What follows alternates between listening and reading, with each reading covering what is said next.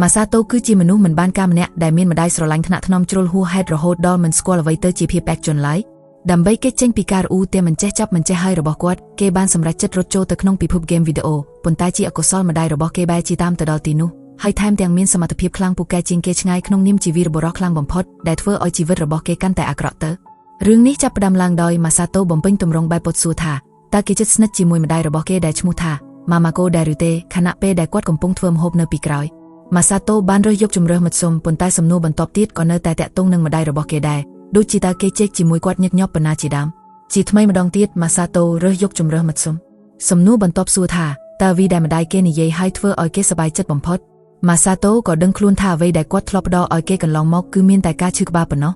ស្របពេលដែលម៉ាម៉ាកូលើកកំហុបមកតុគាត់ក៏ចាប់អារម្មណ៍ថាម៉ាសាតូកំពុងតែផ្ដោតអារម្មណ៍ខ្លាំងលើទម្រង់បែបបាត់នោះហើយចាត់ទុកគាត់ដូចជាតួអង្គកំពិតកំពុកដែលគ្មានប្រយោជន៍ក្នុងហ្គេមនៅពេលគាត់ចាប់ផ្ដើមលួចមើលទម្រង់បែបបាត់នោះម៉ាសាតូក៏ខឹងហើយរុញគាត់ចេញព្រមទាំងប្រាប់ឲ្យគាត់ឈប់ធ្វើខ្លួនគួរឲ្យធុញទ្រាន់បែបនេះទៀតទៅសំណួរចុងក្រោយសួរថាតើម៉ាសាតូនឹងកាន់តែជិតស្និទ្ធជាមួយម្ដាយទេប្រសិនបើពួកគេទៅផ្សងព្រេងជាមួយគ្នាហើយគេក៏សរសេរថាគេមិនប្រកាសចិត្តឡើយ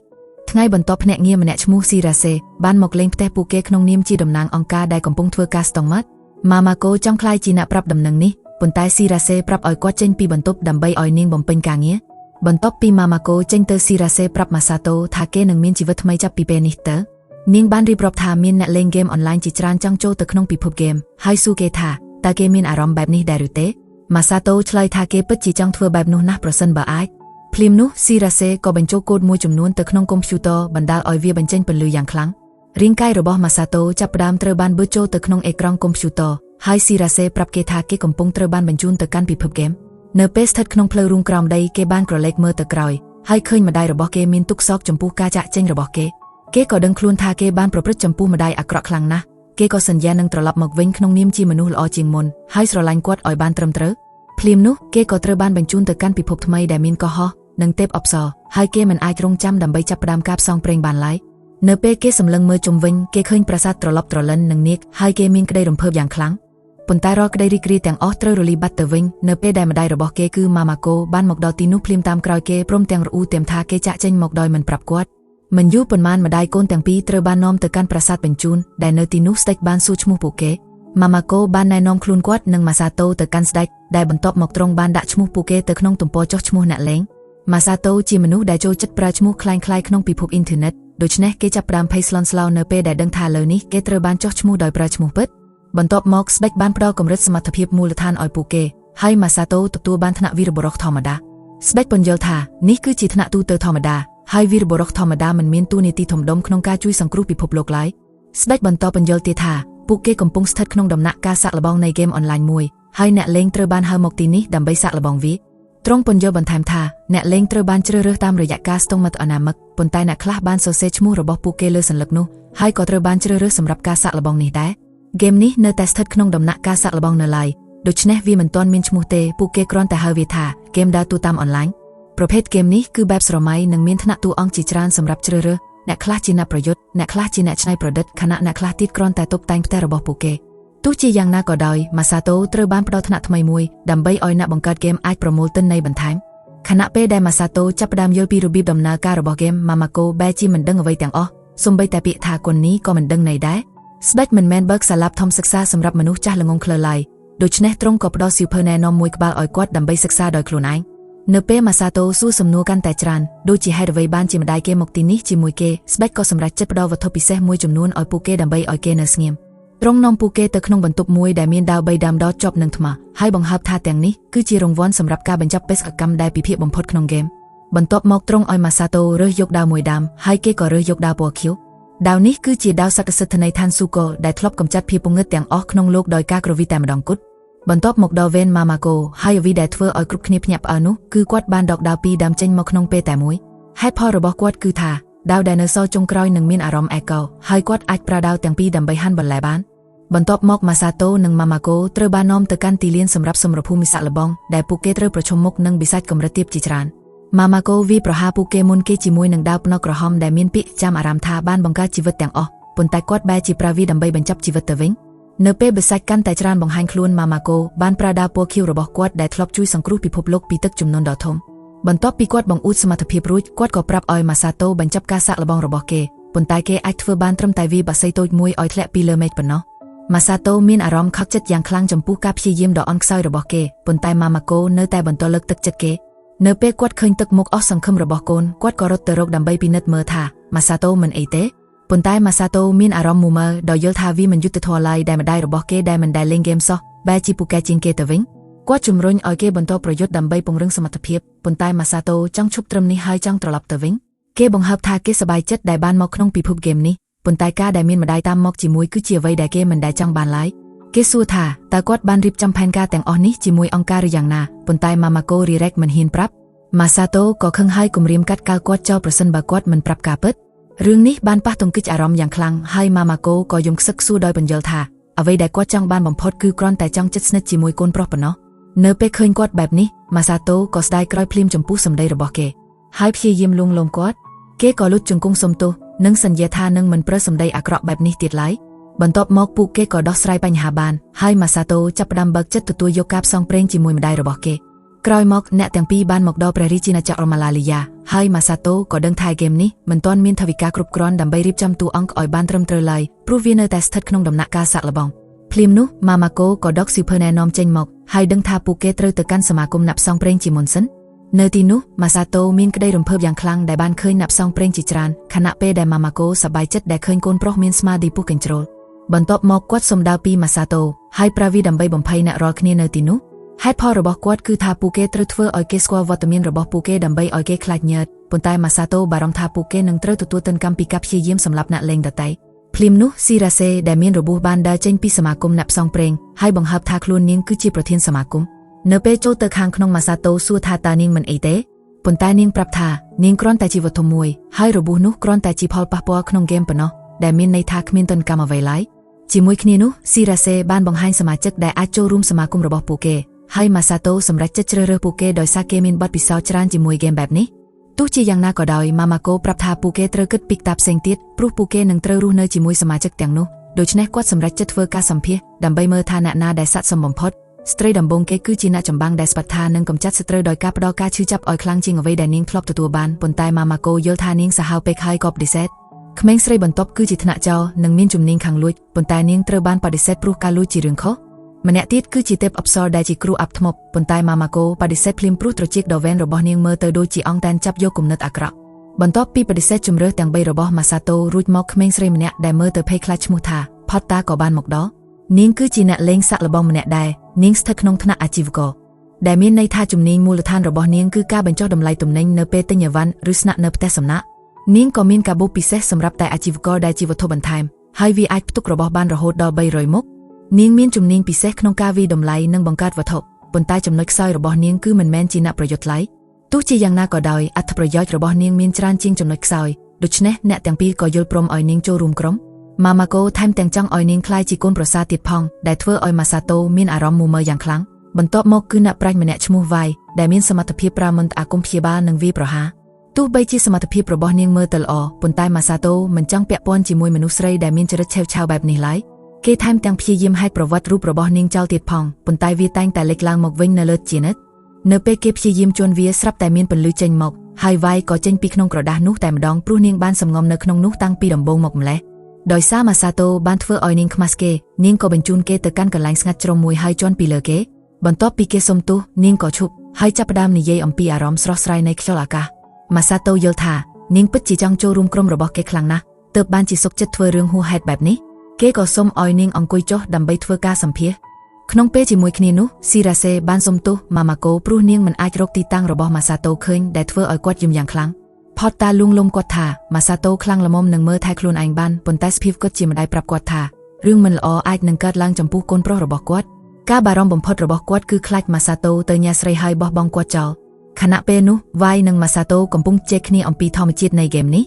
វ៉ៃបញ្យល់ថាគោលបំណងទាំងមូលនៃហ្គេមនេះគឺដើម្បីឲ្យកូនកាន់តែជិតស្និទ្ធជាមួយម្ដាយរបស់ពួកគេប៉ុន្តែម៉ាសាតូគិតថានាងកំពុងតែនិយាយលេងសើច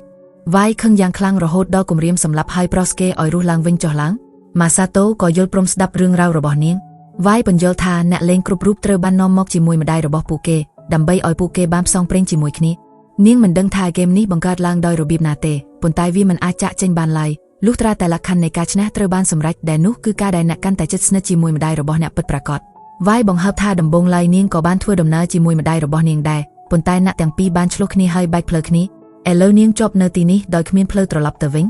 នាងសង្ឃឹមថាម៉ាម៉ាកូនឹងទទួលយកនាងជាកូនដើម្បីឲ្យនាងអាចជិតស្និទ្ធជាមួយគាត់ហើយចាក់ចេញពីហ្គេមនេះបានប៉ុន្តែវាមិនមែនជាជម្រើសដែលអាចទៅរួចឡើយត្រឡប់ទៅសមាគមវិញស៊ីរ៉ាសេបញ្យល់ថាចំណុចសំខាន់បំផុតនៃហ្គេមនេះគឺទំនាក់ទំនងរវាងម្ដាយនិងកូនតាមរយៈការប្រើចំណងមិត្តភាពនោះម៉ាម៉ាកូអាចសុំឲ្យធម្មជាតិជួយនាំផ្លូវគាត់ទៅរកទីតាំងរបស់ម៉ាសាតូនៅពេលថាមពលរបស់គាត់ដំណើរការម៉ាម៉ាកូក៏អាចមើលឃើញម៉ាសាតូហើយសម្ដៅទៅរកទីនោះភ្លាមគាត់ទទួលបានជំនាញក្នុងការរកកូនប្រុសឃើញនិងអាចរំខានគេតាមចិត្តចង់ក្រោយមកវាយត្រូវបានដាក់គុកដោយសារការជួនលើម៉ាសាតូព្រោះវាត្រូវបានចាត់ទុកថាជាការព្យាយាមសម្លាប់អ្នកលេងច្បាប់ដូចគ្នានេះមិនត្រូវបានអនុវត្តចំពោះម៉ាសាតូទេព្រោះគេគ្រាន់តែជួនលើក្រដាស់មួយសន្លឹកប៉ុណ្ណោះនៅពេលនាងស្រែកឲ្យគេដោះលែងម៉ាម៉ាកូប្រាប់ដោយសុភាពថាគាត់ដឹងពីអ្វីដែលនាងចង់បានហើយទោះបីជាគាត់មិនអាចធ្វើជាម្ដាយបង្កើតរបស់នាងបានប៉ុន្តែនាងអាចចូលរួមក្រុមជាមួយពួកគេបានទោះជាយ៉ាងណាក៏ដោយប្រសិនបើពួកគេជួបម្ដាយរបស់វាយនៅតាមផ្លូវម៉ាម៉ាកូនឹងលូកដៃជួយឲ្យពួកគេត្រូវគ្នាវិញទោះបីជាវាយមានចរិតរឹងរូសប៉ុន្តែម៉ាសាតូក៏បានសុំឲ្យនាងចូលរួមក្រុមព្រោះពួកគេត្រូវការមនុស្សពូកែដូចជានាងក៏យល់ព្រមភ្លាមដោយអះអាងថាបើគ្មាននាងទេពួកគេប្រកាសជាមិនអាចទៅរួចឡើយមិនយូរប៉ុន្មានពួកគេបានមកដល់រន្ធដ៏ធំមួយដែលនាំទៅកាន់គុកកងឹតប៉ុន្តែពួកគេបានធ្លាក់ចូលទៅក្នុងនោះដោយចៃដន្យឲ្យដោយមិនបានត្រៀមខ្លួនជាមុនពួកគេបានបែកគ្នាទៅក្នុងទីងឹតហើយគ្រប់គ្នាផ្ដាំភ័យស្លន់ស្លោម៉ាម៉ាកូព្យាយាមលួងលោមពួកគេដែលធ្វើឲ្យរាងកាយរបស់គាត់បញ្ចេញពន្លឺយ៉ាងខ្លាំង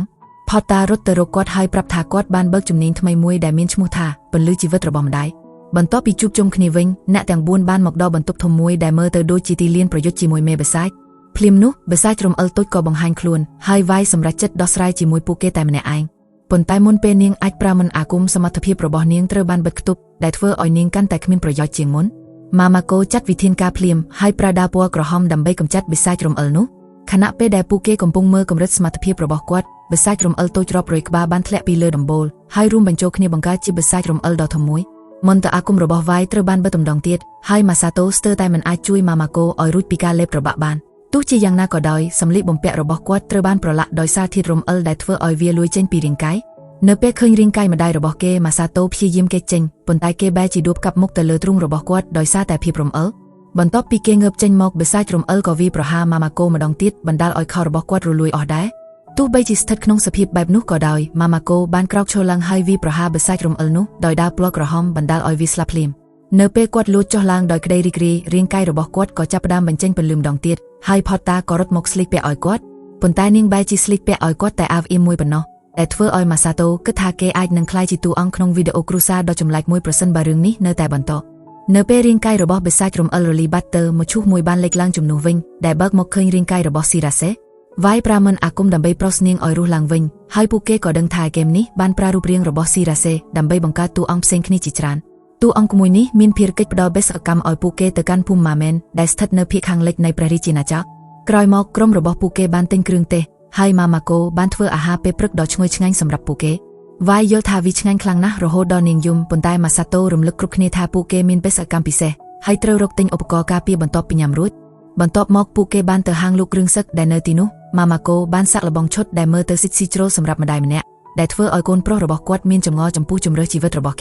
់គេសុំឲ្យគាត់សាក់ឈុតផ្សេងទៀតហើយបន្ទាប់ពីការសាក់លបងជាច្រើនដងម៉ាម៉ាកូក៏សម្រេចចិត្តរើសយកគ្រឿងសឹកដែលម៉ាសាតូយល់ថាគ្មានបញ្ហាគាត់ក៏បានទិញសម្លៀកបំពាក់ជាច្រើនដែលកំពុងបញ្ចុះតម្លៃសម្រាប់អ្នករាល់គ្នាប៉ុន្តែម៉ាសាតូបានស្ដីបន្ទោសគាត់ដែលធ្វើអ្វីហួសហេតុពេកវាយប្រាប់ឲ្យគេប្រយ័ត្នមាត់បន្តិចហើយពេលនោះទើបគេដឹងថាគេបានធ្វើហួសហេតុម្ដងទៀតម៉ាម៉ាកូមានអារម្មណ៍អន់ចិត្តហើយចាប់ផ្ដើមសុំទោសប៉ុន្តែម៉ាសាតូបន្ទោសខ្លួនឯងដែលធ្វើចរិតដូចក្មេងម៉ាម៉ាកូចាប់អារម្មណ៍ឃើញការព្រួយបារម្ភរបស់គេហើយសុំឲ្យគេដាក់ក្បាលលើភ្លៅរបស់គាត់ដើម្បីឲ្យគាត់សម្អាតត្រចៀកឲ្យទោះបីជាមានការរីរែកដំបូងប៉ុន្តែគេក៏ត្រូវបានបង្ខំដោយវាយហើយមិនយូរប៉ុន្មានគេក៏ដឹងថាវាមិនមែនជារឿងអាក្រក់ដូចដែលគេគិតឡើយបន្ទាប់មកគេក៏សុំទោសចំពោះទង្វើរបស់គេដោយនិយាយថាគេបាននិយាយសម្ដីអាក្រក់ដែលមិនមែនចេញពីចិត្តពិតប្រាកដឡើយ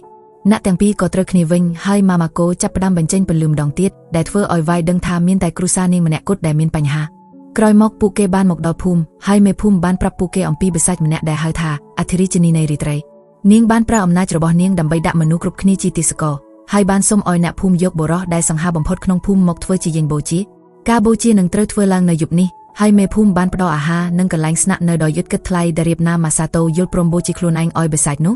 ដោយគ្មានជំរឿផ្សេងម៉ាសាតូក៏យល់ព្រមតាមការស្នើសុំហើយបានងូតទឹកក្តៅយ៉ាងសប្បាយចិត្តនៅពេលយប់មុនពេលត្រូវគេប៊ឺជញ្ជក់ថាមពលចេញភ្លាមនោះម៉ាម៉ាកូក៏បង្ហាញខ្លួនហើយផ្ដេកមុខរបស់គេទៅលើទ្រូងរបស់គាត់ដើម្បីឲ្យផតតាកាមលូតចូលក្នុងអាងទឹកដោយមិនឲ្យគេឃើញទោះបីជាមានការរីរែកដំបងប៉ុន្តែវាយក៏បានចូលរួមជាមួយពួកគេដែរហើយម៉ាម៉ាកូបានលួងលោមនាងដោយការច្របាច់ស្មាអល់ពួកគេបានជេរគ្នាអំពីការប្រយុទ្ធដែលនឹងមកដល់ជាមួយអធិរាជិនីហើយម៉ាម៉ាកូបង្ហើបថាគាត់មិនអាចរកឃើញអ្វីដែលពាក់ព័ន្ធនៅក្នុងសៀវភៅណែនាំឡើយទោះបីជាវាគ្រោះថ្នាក់ខ្លាំងក៏ដោយពួកគេបានទទួលយកសំណើនេះហើយត្រូវតែដោះស្រាយបិសាចនោះឲ្យបានវាយបានផ្ដល់ចំណេះដឹងរបស់នាងអំពីអធិរាជិនីដោយបង្ហើបថានាងប្រើមិនអាគមគ្រប់ប្រភេទដើម្បីពង្រឹងសមត្ថភាពនិងព្យាបាល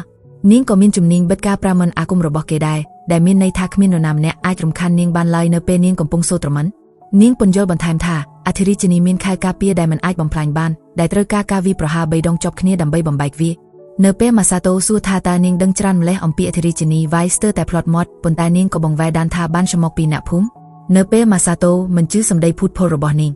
ងក៏ក្រោកឈរក្នុងអាងទឹកដើម្បីស្ដីបន្ទោសគេដោយភ្លេចខ្លួនថាខ្លួនឯងកំពុងស្ថិតក្នុងសភាពអាក្រាតម៉ាសាតូត្រៀមខ្លួនទទួលការវាយដាំប៉ុន្តែវាយបែរជាមានអារម្មណ៍ខ្មាស់ស្អៀនហើយរត់ចេញទៅកាន់បន្ទប់ផ្លាស់សម្លៀកបំពាក់ទាំងយំថ្ងៃបន្ទាប់ស៊ីរ៉ាសេបានជួបអធិរាជិនីនិងអ្នកគាំទ្ររបស់នាងហើយប្រាប់នាងថាទង្វើរបស់នាងគឺផ្ទុយពីអ្វីដែលអ្នកបង្កើតហ្គេមចង់បានដូច្នេះនាងនឹងត្រូវដកចេញពីហ្គេមទោះជាយ៉ាងណាក៏ដោយអធិរាជិនីបែរជាមិនរងឥទ្ធិពលពីការវាយប្រហាររបស់នាងឡើយហើយថែមទាំងវាយបកវិញទៀតផងស៊ីរ៉ាសេរំលឹកអធិរាជិនីថាកូនស្រីរបស់នាងនៅក្បែរនេះហើយនាងគួរតែត្រូវគ្នាជាមួយកូនវិញប៉ុន្តែអធិរាជិនីបង្ហើបថានាងមិនមានបំណងបែបនេះឡើយមុននឹងកម្ចាត់នាងចោលត្រឡប់មកក្នុងភូមិវិញវាយបានជែកជាមួយម៉ាសាតូពីខាងក្រៅបន្ទប់ផ្លាស់សម្លៀកបំពាក់ដោយប្រាប់គេថានាងនឹងទៅដើរលេងគេរំលឹកនាងថាពួកគេនឹងត្រូវប្រយុទ្ធជាមួយបិសាចនៅពេលបន្តិចទៀតដូច្នេះនាងក៏សុំឲ្យគេទៅជាមួយនាងដែរទោះជាយ៉ាងណាក៏ដោយម៉ាសាតូដឹងថាមានរឿងអ្វីកើតឡើងហើយក៏សុំឲ្យនាងប្រាប់ការពិតក្រោយមកពួកគេទាំងអស់គ្នាអង្គុយជាមួយគ្នាហើយពួកគេលើកទឹកចិត្តនាងឲ្យប្រាប់អ្វីដែលនាងបានលាក់បាំងវាយក៏បង្ហើបការពិតថាអធិរាជិនីនៃរាត្រីដែលមេភូមិនិយាយនោះតាមពិតគឺជាម្ដាយរបស់នាងផ្ទាល់ក្នុងពិភពពិតគាត់ចូលចិត្តចំណាយលុយនៅក្លឹបកម្សាន្តហើយថែមទាំងដាក់ឈ្មោះនាងតាមឈ្មោះបុគ្គលិកដែលគាត់ចូលចិត្តទៀតផងដោយសារទម្លាប់អាក្រក់របស់គាត់អាពាហ៍ពិពាហ៍ក៏បានបែកបាក់ហើយវាយសម្រេចចិត្តរស់នៅជាមួយឪពុកព្រោះគាត់គឺជាមនុស្សម្នាក់គត់ដែលមានសិទ្ធិគ្រប់គ្រាន់ក្នុងគ្រួសារដែលមានបញ្ហានេះទោះជាយ៉ាងណាក៏ដោយថ្ងៃមួយគាត់ចង់ឲ្យវាយត្រឡប់មកក្នុងជីវិតរបស់គាត់វិញហើយបានបង្ខំនាងឲ្យចូលរួមក្នុងហ្គេមនេះដើម្បីឲ្យពួកគេជិតស្និទ្ធគ្នាប៉ុន្តែនៅពេលចូលរួមហ្គេមគាត់បែរជាដើរលេងជាមួយបុរសផ្សេងទៀតដើម្បីបំបត្តិទុក្ខសោកដែលបណ្ដាលឲ្យមានការឆ្លោះប្រកែកគ្នាយ៉ាងខ្លាំងរវាងអ្នកទាំងពីរនាងប្រកាសថានាងនិងម្ដាយគឺចាប់គ្នាហើយប៉ុន្តែម៉ាសាតូធានាដល់នាងថាអធិរាជិនីនៅតែស្រឡាញ់នាងនៅកន្លែងណាមួយក្នុងចិត្តរបស់គាត់អ្វីដែលត្រូវធ្វើគឺគ្រាន់តែទាញយកក្តីស្រឡាញ់នោះចេញពីអធិរាជិនីមកវិញហើយរឿងគ្រប់យ៉ាងនឹងចាប់សັບគ្រប់មិនខានក្រោយមកខណៈពេលដែលអធិរាជិនីកំពុងរងចាំញញបូជារបស់នាងមិនអាចឈប់គិតអំពីកូនស្រីរបស់នាងគឺវាយដែលនៅក្បែរនោះឡើយថ្ងៃមួយខណៈដែលវាយកំពុងនៅក្នុងបន្ទប់អានទស្សនាវដ្តីម្ដាយរបស់នាងបានចូលមកហើយទាញនាងចូលទៅក្នុងហ្គេមដោយគ្មានការពន្យល់អ្វីទាំងអស់នៅពេលនាងដឹងថាមានរឿងអ្វីកើតឡើងនាងក៏បានបង្ហាញការខឹងសម្បារយ៉ាងខ្លាំងមិនយូរប៉ុន្មានពួកគេបានចាប់ផ្ដើមរួមក្រុមគ្នាដើម្បីកម្ចាត់បិសាចប៉ុន្តែបន្ទាប់មកមានរឿងមិនល្អកើតឡើងហើយវាយក៏បានរត់ចេញពីគាត់ភ្លាមនោះវាយក៏ភ្ញាក់ឡើងនៅលើភ្លើរបស់ម៉ាម៉ាកូហើយដឹងថានាងកំពុងតែយល់សប្តិបន្ទាប់ពីពួកគេសួរនាំសុខទុក្ខនាងម៉ាសាតូបាននិយាយលេងសើចអំពីការដែលនាងហៀរទឹកមាត់ពេលដេកប៉ុន្តែនាងបែរជាហៅខ្មោចយ៉ាក់ស្មកបំភ័យគេឲ្យញ័រជើងយប់នោះពួកគេបានចូលទៅក្នុងព្រៃហើយបានឃើញឈូសមួយព្យួរនៅលើដើមឈើហើយនៅពេលវាយប្រាមិនអាគមដើម្បីបើកវាពួកគេក៏ឃើញស៊ីរ៉ាសេដែលត្រូវបានកម្ចាត់ដោយអធិរាជិនីនាងសប្បាយចិត្តដែលបានឃើញពួកគេប៉ុន្តែដោយសារតែមែកឈើនៅតែជាប់នឹងរាងកាយរបស់នាងក៏ស្លាប់ម្ដងទៀតបន្ទាប់ពីដោះលែងនិងប្រោសនាងឲ្យរស់ឡើងវិញជាថ្មីវាយបានប្រាប់នាងអំពីស្ថានភាពទាំងមូលដូច្នេះស៊ីរ៉ាសេក៏សម្រេចចិត្តផ្ដល់ព័ត៌មានបន្ថែមអំពីម្ដាយរបស់នាងបង្ហើបថាឈ្មោះពិតរបស់អធិរាជិនីគឺកាសូណូជាអ្នកលេងសាក់ល្បងម្នាក់ដែលបានក្លាយជាមនុស្សឆ្កួតហើយបានចាប់ផ្ដើមតាក់ទងបុរសសង្ហាដូចជាកូនក្មេង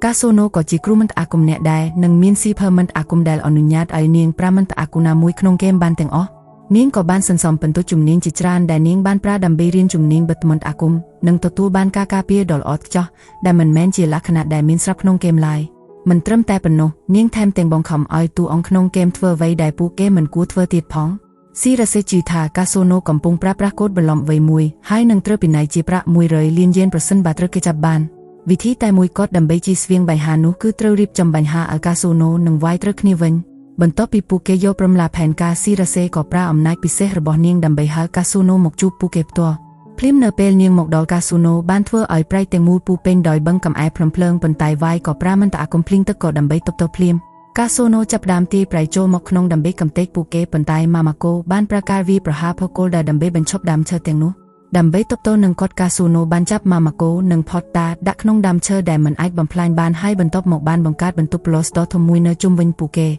នៅក្នុងបន្ទប់នេះកាស៊ូណូមានអំណាចធ្វើឲ្យរាល់បំណងប្រាថ្នាខ្លាយជាការពិតដូច្នេះនាងក៏ហៅបិសាចទេពអប្សរដ៏ខ្លាំងចំនួន3មកដើម្បីដោះស្រាយជាមួយម៉ាសាដូនិងវ៉ៃនៅពេលនាងរំលឹកអ្នករកគ្នាថាវ៉ៃបានបោះបង់នាងចោលវ៉ៃក៏សុំទូសដោយនិយាយថានាងមិនមានបំណងចង់បោះបង់គាត់ឡើយប៉ុន្តែកាស៊ូណូក៏វាយនាងឲ្យសន្លប់បន្ទាប់មកនាងញាក់មកចាប់អារម្មណ៍លើម៉ាសាដូដោយចាត់ទុកគេថាជាក្មេងដែលគេយកចិត្តជ្រុលដូចជាវ៉ៃដែរម៉ាសាដូសារភាពថាគេជាមនុស្សល្ងងដែលចូលចិត្តនិយាយខ្លាំងនិងរំលឹកសម្ដីអាក្រក់ទាំងអស់ដែលគេធ្លាប់និយាយទៅកាន់ម្ដាយទោះជាយ៉ាងណាក៏ដោយគេដឹងថាគេមិនមានបំណងអាក្រក់ចំពោះគាត់ឡើយហើយធ្វើឲ្យកាស៊ូណូឃើញថាវ៉ៃក៏មានអារម្មណ៍បែបនេះចំពោះគាត់ដូចគ្នាទោះបីជាមានការប៉ះពាល់អារម្មណ៍បន្តិចបន្តួចដោយសម្ដីរបស់គេប៉ុន្តែកាស៊ូណូក៏រុញវាចោលហើយចាប់ផ្ដើមវាយប្រហារម៉ាសាដូដោយបន្ទោសក្មេងដែលដាក់ហូតសេរីភាពរបស់ឪពុកម្ដាយភ្លាមនោះពន្លឺដ៏ភ្លឺស្វាងមួយបានលេចចេញពីដើមឈើដែលបានបំផ្លាញបន្ទប់ប្រុសនោះទាំងស្រុង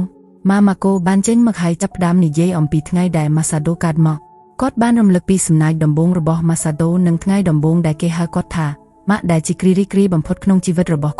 ់គាត់មិនយល់ថាហេតុអ្វីបានជាកាស៊ូណូមិនមានអារម្មណ៍បែបនេះដែរព្រោះពួកគេទាំងពីរគឺជាម្ដាយដូចគ្នាហើយគាត់ស្ពតថានឹងធ្វើឲ្យនាងចងចាំរាល់គ្រីរីគ្រីដែលនាងធ្លាប់មានជាមួយវ៉ៃជាមួយគ្នានោះម៉ាសាដូក៏ចូលរួមជាមួយគាត់ដោយសុំទូសដែលធ្វើខ្លួនអត់មាននិយមនិងអរគុណគាត់ដែលមិនដែលបោះបង់គេចោលដែលធ្វើឲ្យគាត់ហូរទឹកភ្នែកដោយក្តីរំភើបជាមួយគ្នានោះម៉ាម៉ាកូក៏ចាប់ផ្ដើមវាយប្រហារជាបន្ទាប់ហើយថែមទាំងអាចបំបែកខែលការពាររបស់កាស៊ូណូបានទៀតផងមិនយូរប៉ុន្មានផតតាក៏បោះវត្ថុមួយទៅឲ្យម៉ាសាដូដែលអនុញ្ញាតឲ្យគេបិទមិនអាគមរបស់កាស៊ូណូបានមួយរយៈនៅពេលខែលការពារលីបាត់កាស៊ូណូចាប់ផ្ដើមអស់សង្ឃឹមហើយព្យាយាមធ្វើវិគ្រប់យ៉ាងដើម្បីវាយបោកប៉ុន្តែវ៉ៃបានងើបឡើងវិញហើយវានាងឲ្យធ្លាក់ពីលើបល្ល័ង្កដោយមិនព្រមចុះចាញ់កាស៊ូណូបានដុសស្លាប់ហើយហះឡើងលើប៉ុន្តែម៉ាសាដូក៏ប្រើដាវប្រឆាំងអាកាសដើម្បីនាំនាងចុះមកក្រាមវិញបន្ទាប់ពីនោះម៉ាម៉ាកូបានរកការវាយប្រហារចុងក្រោយដើម្បីផ្ដួលនាងហើយវ៉ៃក៏បានទទួលនាងនៅកណ្ដាលអាកាស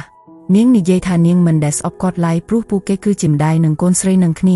ាជាមួយទឹកភ្នែកក្នុងភ្នែកវ៉ៃក៏សុំទូសគាត់ហើយនិយាយថានាងចង់ត្រូវគ្នាជាមួយគាត់វិញមិនយូរប៉ុន្មានពួកគេក៏ត្រឡប់ទៅចែកគ្នាអំពីអ្វីដែលពួកគេធ្លាប់ធ្វើដាក់គ្នាទៅវិញទៅមកប៉ុន្តែយ៉ាងហោចណាស់ពួកគេបាននៅជាមួយគ្នាម្ដងទៀតដោយសារកាស៊ូណូលែងជាការគំរាមកំហែងដល់គេមទៀតហើយស៊ីរ៉ាសេក៏អនុញ្ញាតឲ្យពួកគេបន្លែងរហូតដល់បញ្ចប់គោលដៅថ្ងៃបន្ទាប់វ៉ៃបានចូលរួមក្រុមជាមួយពួកគេម្ដងទៀតហើយនៅពេលគេសួរថានាងមិនចាក់ចេញទេនាងក៏ចាប់ផ្ដើមបង្អួតថាបើគ្មាននាងទេក្រុមនេះប្រកាសជាវេនេសមិនខានក្នុងការពិតនាងបានបង្កើតចំណងមិត្តភាពយ៉ាងជិតស្និទ្ធជាមួយពួកគេហើយចង់ចំណាយពេលនៅទីនេះបន្តទៀតភ្លាមនោះស៊ីរ៉ាសេក៏បង្ហាញខ្លួនហើយផ្ដល់បេសកកម្មមួយទៀតឲ្យពួកគេដែលជាបញ្ហាមួយទៀតនៅក្នុងហ្គេមដែលអ្នកបង្កើតមិនអាចដោះស្រាយបានជាមួយបេសកកម្មថ្មីនេះក្រុមរបស់គេក៏បានដំណើរទៅមុខទៀតហើយម៉ាសាដូក៏ចាប់ផ្ដើមចូលចិត្តការផ្សងព្រេងជាមួយម្ដាយរបស់គេបន្តិចម្ដងមួយរយៈក្រោយមកក្រុមរបស់គេបានជួបនឹងហ្វូងបិសាចជាច្រើនហើយនៅពេលម៉ាសាដូនិងវ៉ៃត្រៀមខ្លួនប្រយុទ្ធម៉ាម៉ាកូបែរជាចេញមកមុខគេហើយកំចាត់បិសាចទាំងអស់តែម្នាក់ឯងដែលធ្វើឲ្យពួកគេមានអារម្មណ៍មូមើបន្តិចខណៈពេលដែលផតតាកំពុងប្រមូលបងមានតម្លៃវ៉ៃនិងម៉ាសាដូក៏មានអារម្មណ៍ថាខ្លួនឯងគ្មានតម្លៃនៅពេលដែលមានយន្តហោះដ៏ធំមួយហោះកាត់ពីលើក្បាលពួកគេនៅពេលពួកគេឆ្ងល់ថាតើត្រូវធ្វើយ៉ាងណាដើម្បីឲ្យកាន់តែខ្លាំងយន្តហោះនោះក៏ទម្លាក់ក្រដាសផ្សាយយ៉ាងច្រើនមកលើពួកគេបន្ទាប់ពីពិនិត្យមើលក្រដាសមួយសន្លឹកម៉ាសាដូក៏ដឹងថាមានបណ្ឌិតស្ភីមួយកំពុងស្វែងរកការជួលអ្នកផ្សងព្រេងនៅពេលឃើញភាពរំភើបនៅលើទឹកមុខរបស់គេម៉ាម៉ាកូក៏ជំរុញឲ្យគេដេញតាមក្តីស្រមៃរបស់គេហើយម៉ាសាដូក៏សម្ដៅទៅកាន់បណ្ឌិតស្ភីភ្លាមមិនយូរប៉ុន្មានពួកគេបានមកដល់ទីក្រុងម៉ាទ្រីយ៉ាដែលជាទីក្រុងនៃការសិក្សានិងជាកន្លែងតាំងនៃបណ្ឌិតស្ភេឡាយ៉ូឡែនយោងតាមក្រដាសផ្សាយអ្នកផ្សងព្រេងគ្រប់រូបដែលចុះឈ្មោះចូលរៀននិងទទួលបានពិន្ទុជំនាញយ៉ាងច្រើនដែលជាអ្វីដែលម៉ាសាដូត្រូវការដើម្បីបង្កើនសមត្ថភាពនិងរៀនជំនាញថ្មីចំណែកវ៉ៃវិញនាងចាប់អារម្មណ៍ខ្លាំងលើវត្ថុដែលអាចបិទគប់រាល់ការហាមឃាត់មិនអាគមដែលជាចំណុចខ្សោយរបស់នាងកន្លងមកផតតាក៏សម្លឹងមើលតុក្កតាដែលមិនត្រឹមតែមើលទៅគួរឲ្យស្រឡាញ់ប៉ុណ្ណោះទេប៉ុន្តែថែមទាំងបង្កើននៃការស្នេហាការបង្កើតវត្ថុឲ្យទទួលបានជោគជ័យទៀតផងនៅពេលឃើញវត្ថុដែលបង្កើនកម្លាំងវាយប្រហារម៉ាសាដូចាប់ផ្ដើមមានការសង្ស័យព្រោះរង្វាន់ទាំងអស់សម្រាប់ការបញ្ចប់បេសកកម្មនេះគឺជាអ្វីដែលពួកគេត្រូវការទាំងអស់ផតតាសួរថាតើវាជារឿងល្អដែរឬទេដែលទុកម៉ាម៉ាកូចោលនៅខាងក្រៅប៉ុន្តែម៉ាសាដូធានានាងថាវាជារឿងធម្មតាទេដែលកូនត្រូវទៅសាលារៀនដោយខ្លួនឯងភ្លាមនោះគេក៏បានបុកជាមួយក្មេងស្រីម្នាក់ហើយចាប់ចិត្តភ្លាមដោយសារសម្រស់របស់នាងនៅពេលគេជួយនាងងើបឡើងនាងក៏ណែនាំខ្លួនថាឈ្មោះមេឌីប៉ុន្តែពួកគេត្រូវបានរំខានភ្លាមដោយម្ដាយរបស់នាងគឺមេតាម៉ាម៉ាតាំងពីដំបូងមកវាច្បាស់ណាស់ថាមេតាម៉ាម៉ាគឺជាមនុស្សដែលចូលចិត្តនិយាយច្រើនដែលមិនទាំងទុកឲ្យណាត់ទេឆ្លើយសំណើចរបស់គាត់ផងមុននឹងសួរសំណួរបន្ទាប់ពីនិយាយមិនចេះចាំមិនចេះហើយគាត់ក៏ចាប់ផ្ដើមដើរទៅទិសដៅផ្សេងហើយមេឌីក៏ដើរតាមម្ដាយរបស់នាងដែលសង្ឃឹមថានឹងបានជួបម៉ាសាដូម្ដងទៀត ម៉ាសាតូមានក្តីរំភើបដែលបានជួបមេឌីក្នុងថ្នាក់រៀនប៉ុន្តែគេមានការភ្ញាក់ផ្អើលយ៉ាងខ្លាំងនៅពេលដឹងថាអ្នកបង្កើតហ្គេមគ្រាន់តែដាក់តួអង្គដែលមិនទាន់រួចរាល់នៅក្នុងថ្នាក់ប៉ុណ្ណោះគ្រូបង្រៀនរបស់ពួកគេឈ្មោះគ្រូបានស្វាគមន៍ពួកគេមកកាន់ថ្នាក់រៀនប៉ុន្តែលោកចាប់អារម្មណ៍ឃើញថាមានសិស្សតែ2នាក់ក្នុងចំណោម4នាក់ប៉ុណ្ណោះដែលមានវត្តមានដោយស្មានថាមានសិស្សម្នាក់ទៀតគឺជាម្ដាយរបស់គេម៉ាសាដូក៏ដើរទៅរកទ្វារប៉ុន្តែបែរជាជួបមេឌីហើយហៅនាងថាម៉ាក់ដោយអចេតនីវាយក៏ឆ្លៀតឱកាសសាច់ចំអកអាល់គេដែលហៅមេឌីថាជាម្ដាយហើយនាងក៏ចូលរួមលេងសាច់តាមដែរដែលធ្វើឲ្យគេមានអារម្មណ៍ខ្មាស់គេយ៉ាងខ្លាំងទោះបីជាមានការសាច់ចំអកក៏ដោយមេឌីសប្បាយចិត្តដែលបាននៅក្នុងថ្នាក់តែមួយជាមួយម៉ាសាដូដោយហៅវាថាជីជោគវាសនាជាចុងក្រោយម៉ាសាតូក៏ទទួលបានការទទួលស្គាល់ពីមនុស្សស្រីម្នាក់ដែលមិនមែនជាម្ដាយរបស់គេប៉ុន្តែក្តីស្រមៃរបស់គេត្រូវបានរំខាននៅពេលដែលមេតាម៉ាម៉ាបានចូលរួមក្នុងថ្នាក់ដែរគាត់បានចង្អុលបង្ហាញភ្លាមថាម៉ាសាដូកំពុងឆ្លឹកបែកូនស្រីរបស់គាត់ពេកហើយបានប្រាប់ឲ្យនាងដាក់ឃ្លាឲ្យឆ្ងាយពីបុរសម្នាក់នោះក្រោយមកនៅពេលថ្នាក់ចាប់ផ្ដើមមេតាម៉ាម៉ាបានអង្គុយនៅចន្លោះកូនស្រីរបស់គាត់និងម៉ាសាដូដើម្បីធ្វើជាអ្នករារាំងយ៉ាងពូកែគ្រូបានសួរសំណួរដំបូងហើយមេឌីក៏បានឆ្លើយយ៉ាងលឿននិងទទួលបាន10ពិន្ទុចំពោះសំណួរបន្ទាប់ម៉ាសាតូហៀបនឹងឆ្លើយប៉ុន្តែមេតាម៉ាម៉ាបានបញ្ឈប់គេហើយឲ្យមេឌីជាអ្នកឆ្លើយវិញមេឌីឆ្លើយត្រូវនឹងទទួលបាន10ពិន្ទុបន្ថែមទៀតខណៈដែលម្ដាយរបស់នាងធ្វើពុតថាការបញ្ឈប់ម៉ាសាដូនោះគឺជាការអាចេតអ្នកប៉ុណ្ណោះគ្រូសួរសំណួរទី2ហើយលើកនេះវាយបានក្រោកឈរដើម្បីឆ្លើយទោះជាយ៉ាងណាក៏ដោយនាងចាប់ដើមធ្វើជ្រិតចម្លែកហើយម៉ាសាដូក៏ដឹងថាវាគឺដោយសារតែមេតាម៉ាម៉ាបានដាក់មិនអាក់លើនាងមិនយូរប៉ុន្មានសិស្សទាំងថ្នាក់ក៏ដេកលក់អស់ប៉ុន្តែម៉ាសាដូនៅតែភ្ញាក់ដឹងខ្លួនព្រោះគ្រឿងសឹករបស់គេមានសមត្ថភាពការពារពីសភាវៈមិនធម្មតាដើម្បីធ្វើឲ្យគេដេកលក់មេតាម៉ាម៉ាបានបង្កើនកម្លាំងមិនអាគមរបស់គាត់ដោយនិយាយថាម្ដាយដ៏ល្អម្នាក់គួរតែបងស៊ីលធួលហើយធ្វើគ្រប់យ៉ាងដើម្បីឲ្យកូនរបស់ពួកគេទទួលបានជោគជ័យបំផុតជាចុងក្រោយសូម្បីតែម៉ាសាដូក៏ដេកលក់ដែរហើយនៅពេលពួកគេទាំងអស់គ្នាភ្ញាក់ឡើងទាំងមេឌីនិងម្ដាយរបស់នាងក៏បានចាក់ចេញបាត់ទៅហើយផតតាបង្ហាប់ថាមេតាម៉ាម៉ាមានឆេះច្រត់ដែលអាចឲ្យគាត់ប្រាមិនអាគមដោយមិនចាំបាច់សូត្រប៉ុន្តែម៉ាសាដូយល់ថាវាចម្លែកណាស់ដែលវាប៉ះពាល់សូម្បីតែផតតាដែលមិនមែនជាអ្នកប្រយុទ្ធភ្លាមនោះមានសារមួយត្រូវបានផ្ញើទៅកាន់ម៉ាសាដូដោយសុំឲ្យគេទៅកាន់ទីធ្លីខាងក្រោយដែលមានវីរនារីម្នាក់កំពុងរងចាំគេដោយសង្ឃឹមថានឹងទទួលបានរឿងផ្អែមល្ហែមម៉ាសាដូក៏ប្រញាប់ទៅទីនោះប៉ុន្តែបែរជាឃើញម្ដាយរបស់គេកំពុងរងចាំទៅវិញគេចាប់អារម្មណ៍ឃើញថាម៉ាម៉ាកូស្លីពាក់ឈុតសិសាលាហើយទោះបីជាមើលទៅសំស៊ូនក៏ដោយប៉ុន្តែម៉ាសាដូក៏មានបញ្ហាដែរព្រោះគេមិនចង់ឃើញម្ដាយខ្លួនឯងក្នុងស្ភាពបែបនេះឡើយនៅពេលគេសុំការបញ្ជោស៊ីរ៉ាសេក៏បង្ហាញខ្លួនចេញពីកន្លែងណាមួយដែលលើកនេះនាងដើរតួជាប្រធានបណ្ឌិតសភានាងបង្ហាប់ថាសាលានេះត្រូវបានសាងសង់ឡើងដើម្បីការពារឪពុកម្ដាយដែលចូលចិត្តរំខានកូនដែលបានត្អូញត្អែរអំពីការខ្វះការអប់រំនៅក្នុងពិភពហ្គេមស៊ីរ៉ាសេបានធ្វើឲ្យប្រកាសថាបានសរសេរក្រដាសផ្សាយដោយដៃដើម្បីតាក់ទាញសិស្សជាមួយនឹងវត្ថុដែលពួកគេចង់បានប៉ុន្តែឥឡូវនេះដោយសារម៉ាម៉ាកូនៅទីនេះវាមានន័យថាពួកគេកំពុងបំពេញបេសកកម្មស៊ីរ៉ាសេចង់ដោះស្រាយបញ្ហាវាងឪពុកម្ដាយនិងកូនដែលពិបាកពេកសម្រាប់អ្នកបង្កើតហ្គេមនឹងដោះស្រាយក្រោយមកនៅពេលថ្នាក់ចាប់ផ្ដើមម៉ាម៉ាកូបានចូលរួមក្នុងនាមជាសិស្សម្នាក់ដែរប៉ុន្តែម៉ាសាដូចាប់ផ្ដើមស្រែកថាគាត់មិនគួរនៅទីនេះឡើយបន្ទាប់មកម៉ាម៉ាកូក៏សារភាពថាគាត់គឺជាម្ដាយរបស់ម៉ាសាដូដែលគ្រាន់តែចង់មកសង្កេតការណ៍ប៉ុណ្ណោះដូច្នេះគ្រូក៏ឲ្យគាត់អង្គុយក្នុងផ្នែកសង្កេតការណ៍វិញវាប្រែថាវាគឺជាផ្នែកមួយនៃផែនការរបស់ពួកគេដើម្បីញែកមេឌីចេញដែលនាងក៏ត្រូវបានបំបែកចេញពីថ្នាក់ធម្មតានៅពេលគ្រូសួរសំណួរបន្ទាប់មេឌីក៏ប្រាមិនអាគមដើម្បីឲ្យគ្រប់គ្នាដេកលក់ប៉ុន្តែមិនអាគមរបស់នាងត្រូវបានលុបចោលវិញដោយសារតែជំនាញមួយរបស់ម៉ាម៉ាកូដែលអាចបន្សាបរផលប៉ះពាល់មិនល្អទាំងអស់ឥឡូវនេះវាដល់ពេលឆ្លើយសំណួរហើយប៉ុន្តែអ្វីដែលធ្វើឲ្យគ្រប់គ្នាភ្ញាក់ផ្អើលនោះគឺម៉ាម៉ាកូបានលើកដៃឆ្លើយទោះបីជាគាត់មិនមែនជាសិស្សក្នុងថ្នាក់ក៏ដោយគ្រូបានឲ្យគាត់ឆ្លើយហើយផ្ដល់ពិន្ទុឲ្យ30ពិន្ទុសម្រាប់ការឆ្លើយត្រូវដោយមានការចាប់អារម្មណ៍ចំពោះចម្លើយរបស់គាត់គ្រូក៏សួរសំណួរមួយទៀតហើយផ្ដល់ពិន្ទុ30ថែមទៀតនៅចុងបញ្ចប់នៃវគ្គសិក្សាម៉ាម៉ាកូនាំមុខគេជាមួយ360ពិន្ទុខណៈមេឌីទទួលបានចំណាត់ថ្នាក់លេខ2ជាមួយ170ពិន្ទុថ្ងៃបន្ទាប់ម៉ាសាតូរៀបចំខ្លួនតាំងពីព្រលឹមហើយវត្តទៅសាលាដោយមិនប្រាប់ម៉ាម៉ាកូឡើយព្រោះគេមានអារម្មណ៍ខ្មាស់អៀនខ្លាំងដែលត្រូវគេឃើញដែរជាមួយម្ដាយដែលមានសម្រស់ស្រស់ស្អាតខ្លាំងបែបនេះនៅតាមផ្លូវគេក៏បានជួបមេឌីដែលកំពុងរត់ទៅសាលាតាំងពីព្រលឹមដើម្បីរំលឹកមេរៀនការពីម្សិលមិញដែរម៉ាសាដូក៏ឆ្លៀតឱកាសនេះដើម្បីបួលនាងសិក្សាជាក្រុមដែលសង្ឃឹមថានឹងមានភាពស្និទ្ធស្នាលជាមួយនាងទោះជាយ៉ាងណាក៏ដោយក្តីសង្ឃឹមរបស់គេត្រូវបានរលាយបាត់នៅពេលដែលគេចាប់អារម្មណ៍ថាម្ដាយរបស់គេរួមទាំងវាយនិងផតតាក៏នៅពីក្រោយគេដែរភ្លាមនោះមេតាម៉ាម៉ាក៏បង្ហាញខ្លួនក្នុងឈុតសិស្សសាលាដោយបង្ហាប់ថាគាត់បានទិញសម្លៀកបំពាក់គ្រប់ប្រភេទដើម្បីឲ្យសមស្របនឹងកាឡាតេសខណៈពេលដែលគាត់ត្រៀមខ្លួនដណ្ដើមភាពលេចធ្លោនៅថ្ងៃនេះម៉ាម៉ាកូបែរជាមិនមានបំណងបែបនោះឡើយហើយគ្រាន់តែចង់ឲ្យពួកគេទាំងអស់គ្នាធ្វើឲ្យបានល្អបំផុតម៉ាសាដូបែរជាមានការសោកស្ដាយចំពោះកង្វះភាពស្និទ្ធស្នាលក្នុងជីវិតរបស់គេទៅវិញ ក្រោយមកគ្រូបានណែនាំពួកគេអំពីគោលការណ៍នៃការបង្កើតវត្ថុនិងសូមឲ្យពួកគេចម្អិនម្ហូបដែលល្អបំផុតដែលពួកគេដឹ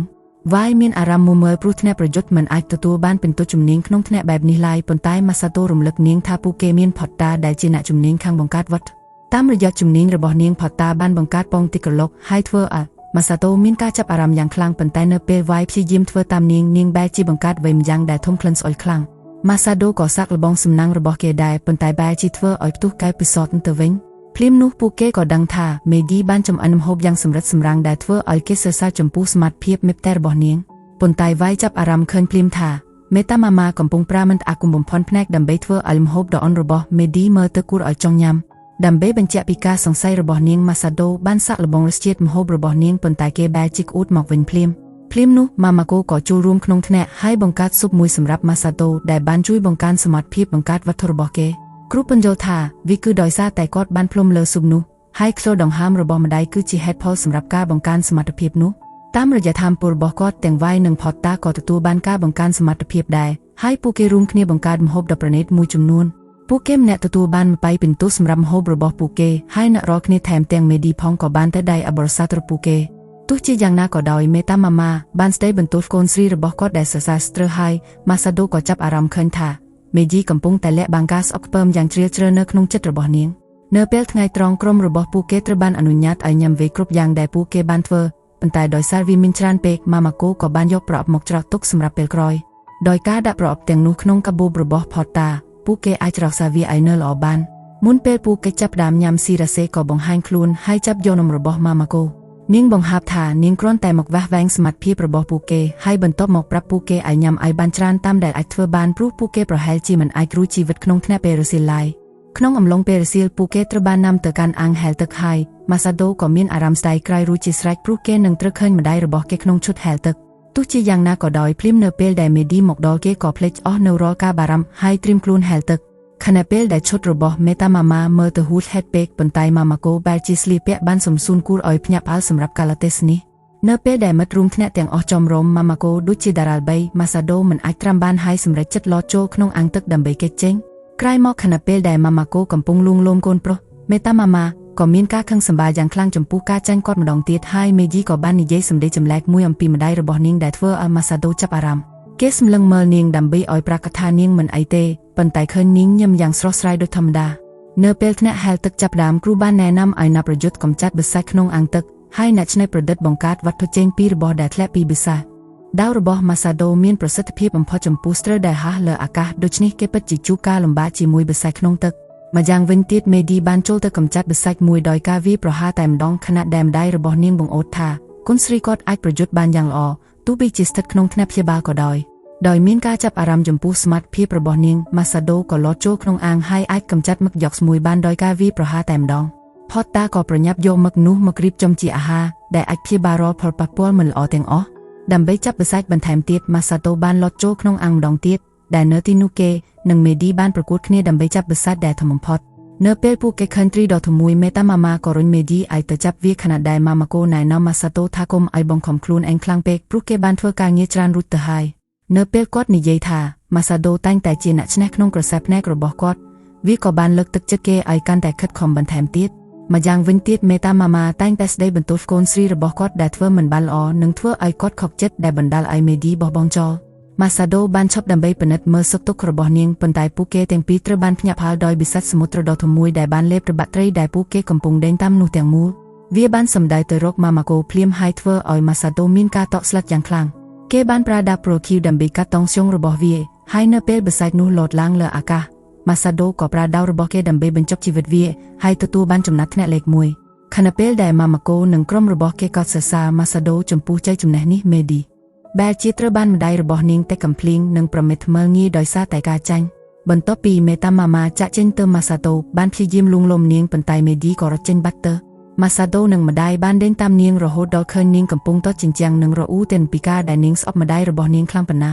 យប់នោះម៉ាម៉ាកូបានរៀបចំការប្រជុំយុទ្ធសាស្ត្រមួយទៀតនៅក្នុងអាងទឹកដើម្បីចែកអំពីស្ថានភាពរបស់មេឌីនិងម្ដាយរបស់នាងម៉ាសាដូដឹងថាពួកគេមិនគួរលូកដៃចូលក្នុងរឿងគ្រួសាររបស់អ្នកដទៃឡើយប៉ុន្តែគេមិនអាចទុកអារម្មណ៍អាណិតមេឌីបានឡើយព្រោះគេក៏ធ្លាប់មានបញ្ហាជាមួយម្ដាយរបស់គេដែ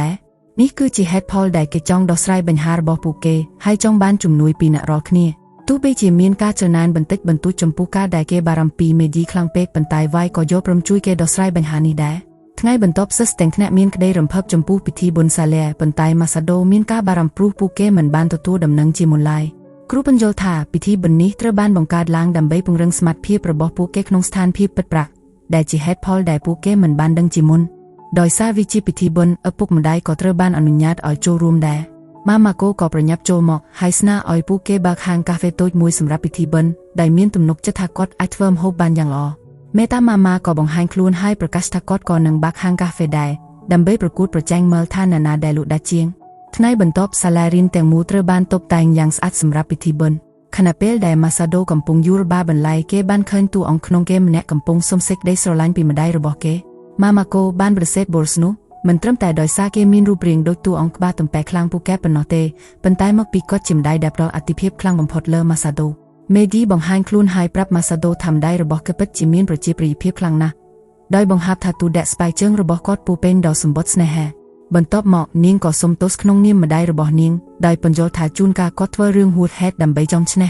ម៉ាសាដូសួរនាងថាតើនាងត្រាំបានដោយរបៀបណាហើយនាងនិយាយថានាងចង់ដាក់ទំនុកចិត្តលើម្ដាយដែលមិនចង់បង្កបញ្ហាដល់អ្នកដទៃក្រោយមកពិធីបុណ្យបានចាប់ផ្ដើមជាផ្លូវការហើយមានមនុស្សតម្រង់ជួរយ៉ាងវែងនៅខាងក្រៅហាងកាហ្វេរបស់ម៉ាម៉ាកូខណៈពេលដែលម៉ាម៉ាកូកំពុងធ្វើម្ហូបដោយស្ងប់ស្ងាត់ម៉ាសាដូផតតានិងវាយរវល់ដោះស្រាយជាមួយភ្ញៀវយ៉ាងខ្លាំងផ្ទុយទៅវិញហាងកាហ្វេរបស់មេតាម៉ាម៉ាបែរជាគ្មានភ្ញៀវសោះដូច្នេះគាត់ក៏បង្ខំឲ្យមេឌីផ្លាស់ទៅស្លៀកឈុតហែលទឹកដើម្បីទាក់ទាញភ្ញៀវគាត់ចង់ឈ្នះការប្រកួតនេះខ្លាំងណាស់រហូតដល់សុខចិត្តឲ្យអ្នកដទៃមើលងាយកូនស្រីបង្កើតរបស់ខ្លួនភ្លាមនៅពេលមេឌីដែលចេញទៅម៉ាសាដូក៏ចូលមកដើម្បីសួរសុខទុក្ខគ្នាងប៉ុន្តែមេតាម៉ាម៉ាខឹងយ៉ាងខ្លាំងហើយបានកម្ចាត់គេដោយការវាយប្រហារដ៏សាហាវនេះបណ្ដាលឲ្យរាងកាយរបស់ម៉ាសាដូក្លាយជាវិញ្ញាណខ្មោចដែលមើលមិនឃើញមេឌីសុំឲ្យម្ដាយរបស់នាងប្រាស់ម៉ាសាដូឲ្យរស់ឡើងវិញប៉ុន្តែគាត់បែរជាប្រាប់ឲ្យមេឌីប្រារាងកាយតាក់ទាញម៉ាសាដូ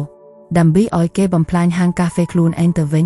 ញដោយសារតែខ្លាចគំនិតដ៏អាក្រក់របស់គាត់ម៉ាសាដូក៏សម្រេចចិត្តនាំពួកគេចាក់ចេញពីហាងនោះក្រោយមកភ្ញៀវនៅហាងរបស់ម៉ាម៉ាកូសម្រេចចិត្តបម្រើខ្លួនឯងដូច្នេះម៉ាសាដូវាយនិងផតតាក៏មានសេរីភាពដើរលេងតាមចិត្តភ្លាមនោះមេឌីបង្ហាញខ្លួនយ៉ាងគួរឲ្យស្រឡាញ់ហើយសុំម៉ាសាដូទៅដើរលេងជាមួយគ្នានាងនាំគេទៅសាលធំហើយធ្វើច្រិតដូចជាប្តីប្រពន្ធថ្មីថ្មោងទោះជាយ៉ាងណាក៏ដោយម៉ាសាដូដឹងថាហេតុអ្វីបានជានាងធ្វើបែបនេះហើយក៏សម្រេចចិត្តនិយាយគ្នាឲ្យត្រង់នៅពេលគេបង្ហាប់ថាគេបានហេផែនការរបស់ពួកគេមេឌីក៏មានអារម្មណ៍ខ្មាស់ស្អៀននិងចាប់ផ្ដើមបញ្ចេញថាមពលចម្លែកភ្លាមនោះមេតាម៉ាម៉ាបង្ហាញខ្លួនហើយម៉ាសាដូជំរុញឲ្យគាត់ឈប់ប្រើប្រាស់មេឌីដើម្បីផលប្រយោជន៍ផ្ទាល់ខ្លួននៅពេលគាត់មិនព្រមបោះបង់ម៉ាសាដូរំលឹកថាពួកគេបានចាញ់រួចទៅហើយប៉ុន្តែគាត់បែរជាដកផ្ទាំងរូបភាពប្រកួតសម្រស់មកប្រកួតគ្នាម្ដងទៀតក្រោយមកការប្រកួតសម្រស់ត្រូវបានប្រើផ្លាំងហើយអ្នកឈ្នះនឹងត្រូវសម្រេចដោយម៉ាស៊ីនវ៉េះសម្លេងហ៊ីវកាញ់ជ្រាវដំបូងគេគឺមេឌីដែលបានបុកក្បាលនឹងម៉ាស៊ីនដោយអចេតនាហើយឡើងមុខក្រហមព្រោះខ្មាស់គេរឿងនេះធ្វើឲ្យហ្វូងមនុស្សរំភើបយ៉ាងខ្លាំងចំពោះភាពគួរឲ្យស្រឡាញ់របស់នាងនិងផ្ដល់ពិន្ទុឲ្យរហូតដល់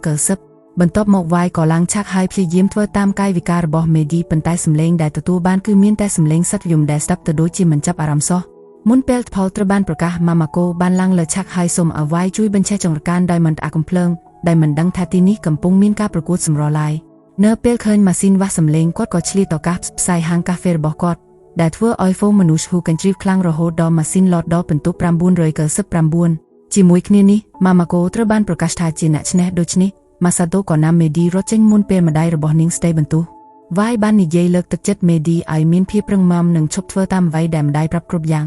នាងសួរមេឌីថាតើបេះដូងនាងពិតជាចង់បានអ្វី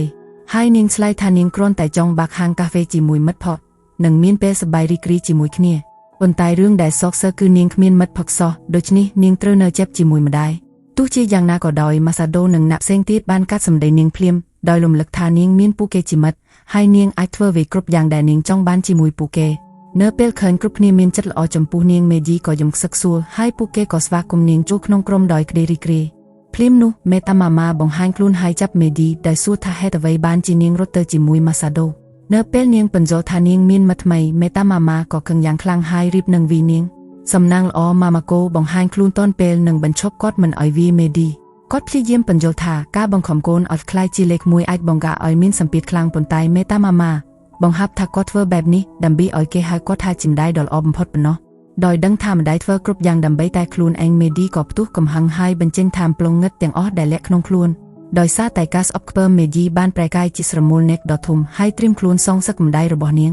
ជំនួសឲ្យការស្ដាយក្រោយចំពោះទង្វើខ្លួនឯងមេតាម៉ាម៉ាបែរជាបង្ហាញជំនាញកិច្ចវេស្ពីការទទួលខុសត្រូវឲ្យបន្ទោសម៉ាសាដូចំពោះរឿងនេះទៅវិញទោះជាយ៉ាងណាក៏ដោយម៉ាម៉ាកូបានចូលរួមចំណែកដោយសុំឲ្យម៉ាសាដូដោះស្រាយជាមួយមេឌីខណៈដែលគាត់ដោះស្រាយជាមួយម្ដាយរបស់នាងខណៈដែលម៉ាសាដូវាយនិងផតតាប្រញាប់ទៅរកមេឌីម្ដាយរបស់នាងបានហើបបិសាច់ថ្មពីក្បាលមកដោះស្រាយជាមួយម៉ាម៉ាកូប៉ុន្តែម៉ាម៉ាកូបានសុំឲ្យពួកគេដោយសុភាពដើម្បីចែកជាមួយមេតាម៉ាម៉ាដែលធ្វើឲ្យបិសាច់ថ្មទាំងនោះរលាយជាបំណែកភ្លាមគាត់មិនយល់ថាហេតុអ្វីបានជាបិសាច់របស់គាត់ស្ដាប់បង្កប់ណាត់ទេដូច្នេះម៉ាម៉ាកូក៏បង្រៀនគាត់ថាជួនកាលពាក្យសម្ដីសុភាពប្រែផ្សារទទួលបានលទ្ធផលល្អជាងការប្រើអំណាចផ្ដាច់ការនៅពេលម៉ាសាដូនៅក្មេងគាត់តែងតែប្រាប់ឲ្យគេធ្វើរឿងមួយចំនួនប៉ុន្តែគាត់ក៏បារម្ភថាខ្លួនឯងកំពុងបង្ខំកូនឲ្យធ្វើតាមអ្វីដែលគាត់ចង់បានខណៈពេលដែលម៉ាម៉ាកូជឿជាក់លើការរីកចម្រើនរបស់បុគ្គលម្នាក់មេតាម៉ាម៉ាបែរជាគិតថាម្ដាយគូតែមានការគ្រប់គ្រងលើគ្រប់សកម្មភាពរបស់កូនម្យ៉ាងវិញទៀតវាយព្យាយាមប្រាមិនត្អាគមដើម្បីបង្ក្រាបមេឌីប៉ុន្តែមេឌីបែរជាប្រាមិនត្អាគមបិទយុគថាមពលរបស់នាងអស់ដែលធ្វើឲ្យនាងលែងមានប្រយោជន៍ជាអ្វីទាំងអស់ខណៈដែលម៉ាសាដូការពារការវាយប្រហាររបស់មេឌីផតតាបានផ្លោះថ្នាំបង្កើនថាមពលជាច្រើនដល់វាយដើម្បីឲ្យនាងមានកម្លាំងឡើងវិញភ្លាមនោះពួកគេក៏សម្គាល់ឃើញថាម៉ាម៉ាកូចាប់ផ្ដើមបញ្ចេញពន្លឺហើយផតតាបញ្យល់ថាគាត់បានបាក់ជំនាញកម្រិតខ្ពស់ហើយថាពិភពរបស់ម្ដាយដែលអនុញ្ញាតឲ្យគាត់បញ្ជូនសារតាមរយៈអំណាចរបស់ម្ដាយគ្រប់រូបតាមរយៈថាមពលថ្មីនេះគាត់បានផ្ដល់មេរៀនពិតដល់មេតាម៉ាម៉ាដែលធ្វើឲ្យគាត់ដឹងខ្លួនថាវិធីសាស្ត្ររបស់គាត់កន្លងមកគឺខុសឆ្គងទាំងអស់នៅពេលគាត់ឃើញកូនស្រីខ្លួនឯងត្រៀមនឹងកម្ចាត់ម៉ាសាដូគាត់ក៏រត់ទៅបញ្ឈប់នាងភ្លាមទោះជាយ៉ាងណាក៏ដោយមេឌីកំពុងតែខឹងខ្លាំងរហូតដល់រុញគាត់ចេញដោយនិយាយថានាងមិនលើកលែងឲ្យគាត់ឡាយចំពោះអ្វីដែលគាត់បានធ្វើទោះបីជាយ៉ាងនេះក្តីមេតាម៉ាម៉ានៅតែឈឺរឹងមាំនឹងទទួលយកវាសនារបស់ខ្លួនដោយសារភាពថាគាត់ជាម្ដាយដ៏អាក្រក់ម្នាក់កន្លងមកជាលើកដំបូងដែលម៉ាសាដូមានអារម្មណ៍ថាគាត់ពិតជាបារម្ភពីកូនស្រីរបស់គាត់មែនហើយគេក៏បញ្ឈប់មេឌីមិនឲ្យបង្កការខូចខាតបន្ថែមខណៈដែលគេចាប់នាងជាប់វាយក៏មានថាមពលគ្រប់គ្រាន់និងប្រាមិនត្អាគមខ្លោដើម្បីឲ្យមេឌីហោះឡើងលើអាកាសនេះអនុញ្ញាតឲ្យម៉ាសាដូប្រើដាវរបស់គេប៉ុន្តែមេឌីបានគ្រប់ដណ្ដប់ខ្លួនឯងដោយកែលថ្មដើម្បីទប់ទល់សំណាងល្អការវាយប្រហាររបស់ម៉ាម៉ាកូបានបំបែកខែនោះហើយជំនួសឲ្យការវាយប្រហារម៉ាសាដូក៏ព្យាយាមនិយាយជាមួយនាងតាមរយៈការលើកទឹកចិត្តពីម្ដាយគេបានក្រវីដាវហើយបំបែកឈើច្រត់មិនត្អាគមនោះបណ្ដាលឲ្យមេឌីត្រឡប់មកជារាងកាយមនុស្សវិញមេឌីក៏ធ្លាក់ចុះមកក្រោមយឺតហើយម្ដាយរបស់នាងក៏ទទួលនាងនៅកណ្ដាលអាកាសព្រមទាំងងឹបនាងដោយក្តីស្រឡាញ់និងការយកចិត្តទុកដាក់ក្រោយមកពួកគេទាំងអស់គ្នាជួបជុំគ្នានៅក្រោមដើមឈើហើយគាត់បានចែកចាយរឿងរ៉ាវការពីកុមារភាពរបស់មេឌីដោយពន្យល់ពីរបៀបដែលគាត់ចង់ក្លាយជាម្ដាយដ៏ល្អបំផុតសម្រាប់នាងប៉ុន្តែមិនយូរប៉ុន្មានគាត់ក៏ដឹងថាខ្លួនឯងបានធ្វើមេឌីមានសម្ពាធខ្លាំងប៉ុន្តែមិនដឹងថាត្រូវដោះស្រាយយ៉ាងណានោះហើយជាពេលដែលគាត់បានរកឃើញហ្គេមនេះប៉ុន្តែគាត់មិនយល់ថាហេតុអ្វីបានជារឿងគ្រប់យ៉ាងคล้ายជាបែបនេះឡើយម៉ាសាដូបានចង្អុលទៅឈើច្រត់ដែលបាក់នោះដោយបង្ហាប់ថាវាបានទាញយកចំណងពិតប្រាកដចេញមកដែលមានន័យថាមេតាម៉ាម៉ាស្ថិតនៅក្រោមឥទ្ធិពលងឹតរបស់វាបានបង្កើនចំណងចង់คล้ายជាម្ដាយដ៏ល្អបំផុតរហូតដល់ថ្នាក់គាត់ឈប់ខ្វល់ពីអារម្មណ៍របស់មេឌីជាចុងក្រោយអ្វីដែលគាត់ចង់បានពិតប្រាកដគឺគ្រាន់តែចង់ធ្វើជាម្ដាយល្អសម្រាប់មេឌីប៉ុណ្ណោះទោះបីជាមានការបង្ហាប់ការពិតនេះក៏ដោយគាត់នៅតែមិនអាចលើកលែងទោសឲ្យខ្លួនឯងបានឡើយទោះជាយ៉ាងណាក៏ដោយមេឌីដឹងថាការធ្វើជាម្ដាយគឺពិតជាពិបាកខ្លាំងណាស់ហើយនាងក៏លឹបគាត់ដោយនិយាយថានាងសប្បាយចិត្តណាស់ដែលមានម្ដាយខិតខំដើម្បីនាងបែបនេះដោយទទួលបានឱកាសទី2មេតាម៉ាម៉ាសន្តាននឹងផ្លាស់ប្ដូរខ្លួនឯងនិងធ្វើជាម្ដាយដែលល្អជាងមុនដើម្បីដោះស្រាយជម្លោះរវាងអ្នកទាំងពីរក្រោយមកពួកគេទាំងអស់គ្នាបានរីករាយជាមួយអាហារដែលម៉ាម៉ាកូធ្វើហើយម៉ាសាដូក៏ឆ្លៀតឱកាសនេះបួលមេតាម៉ាម៉ាចូលរួមក្រុមរបស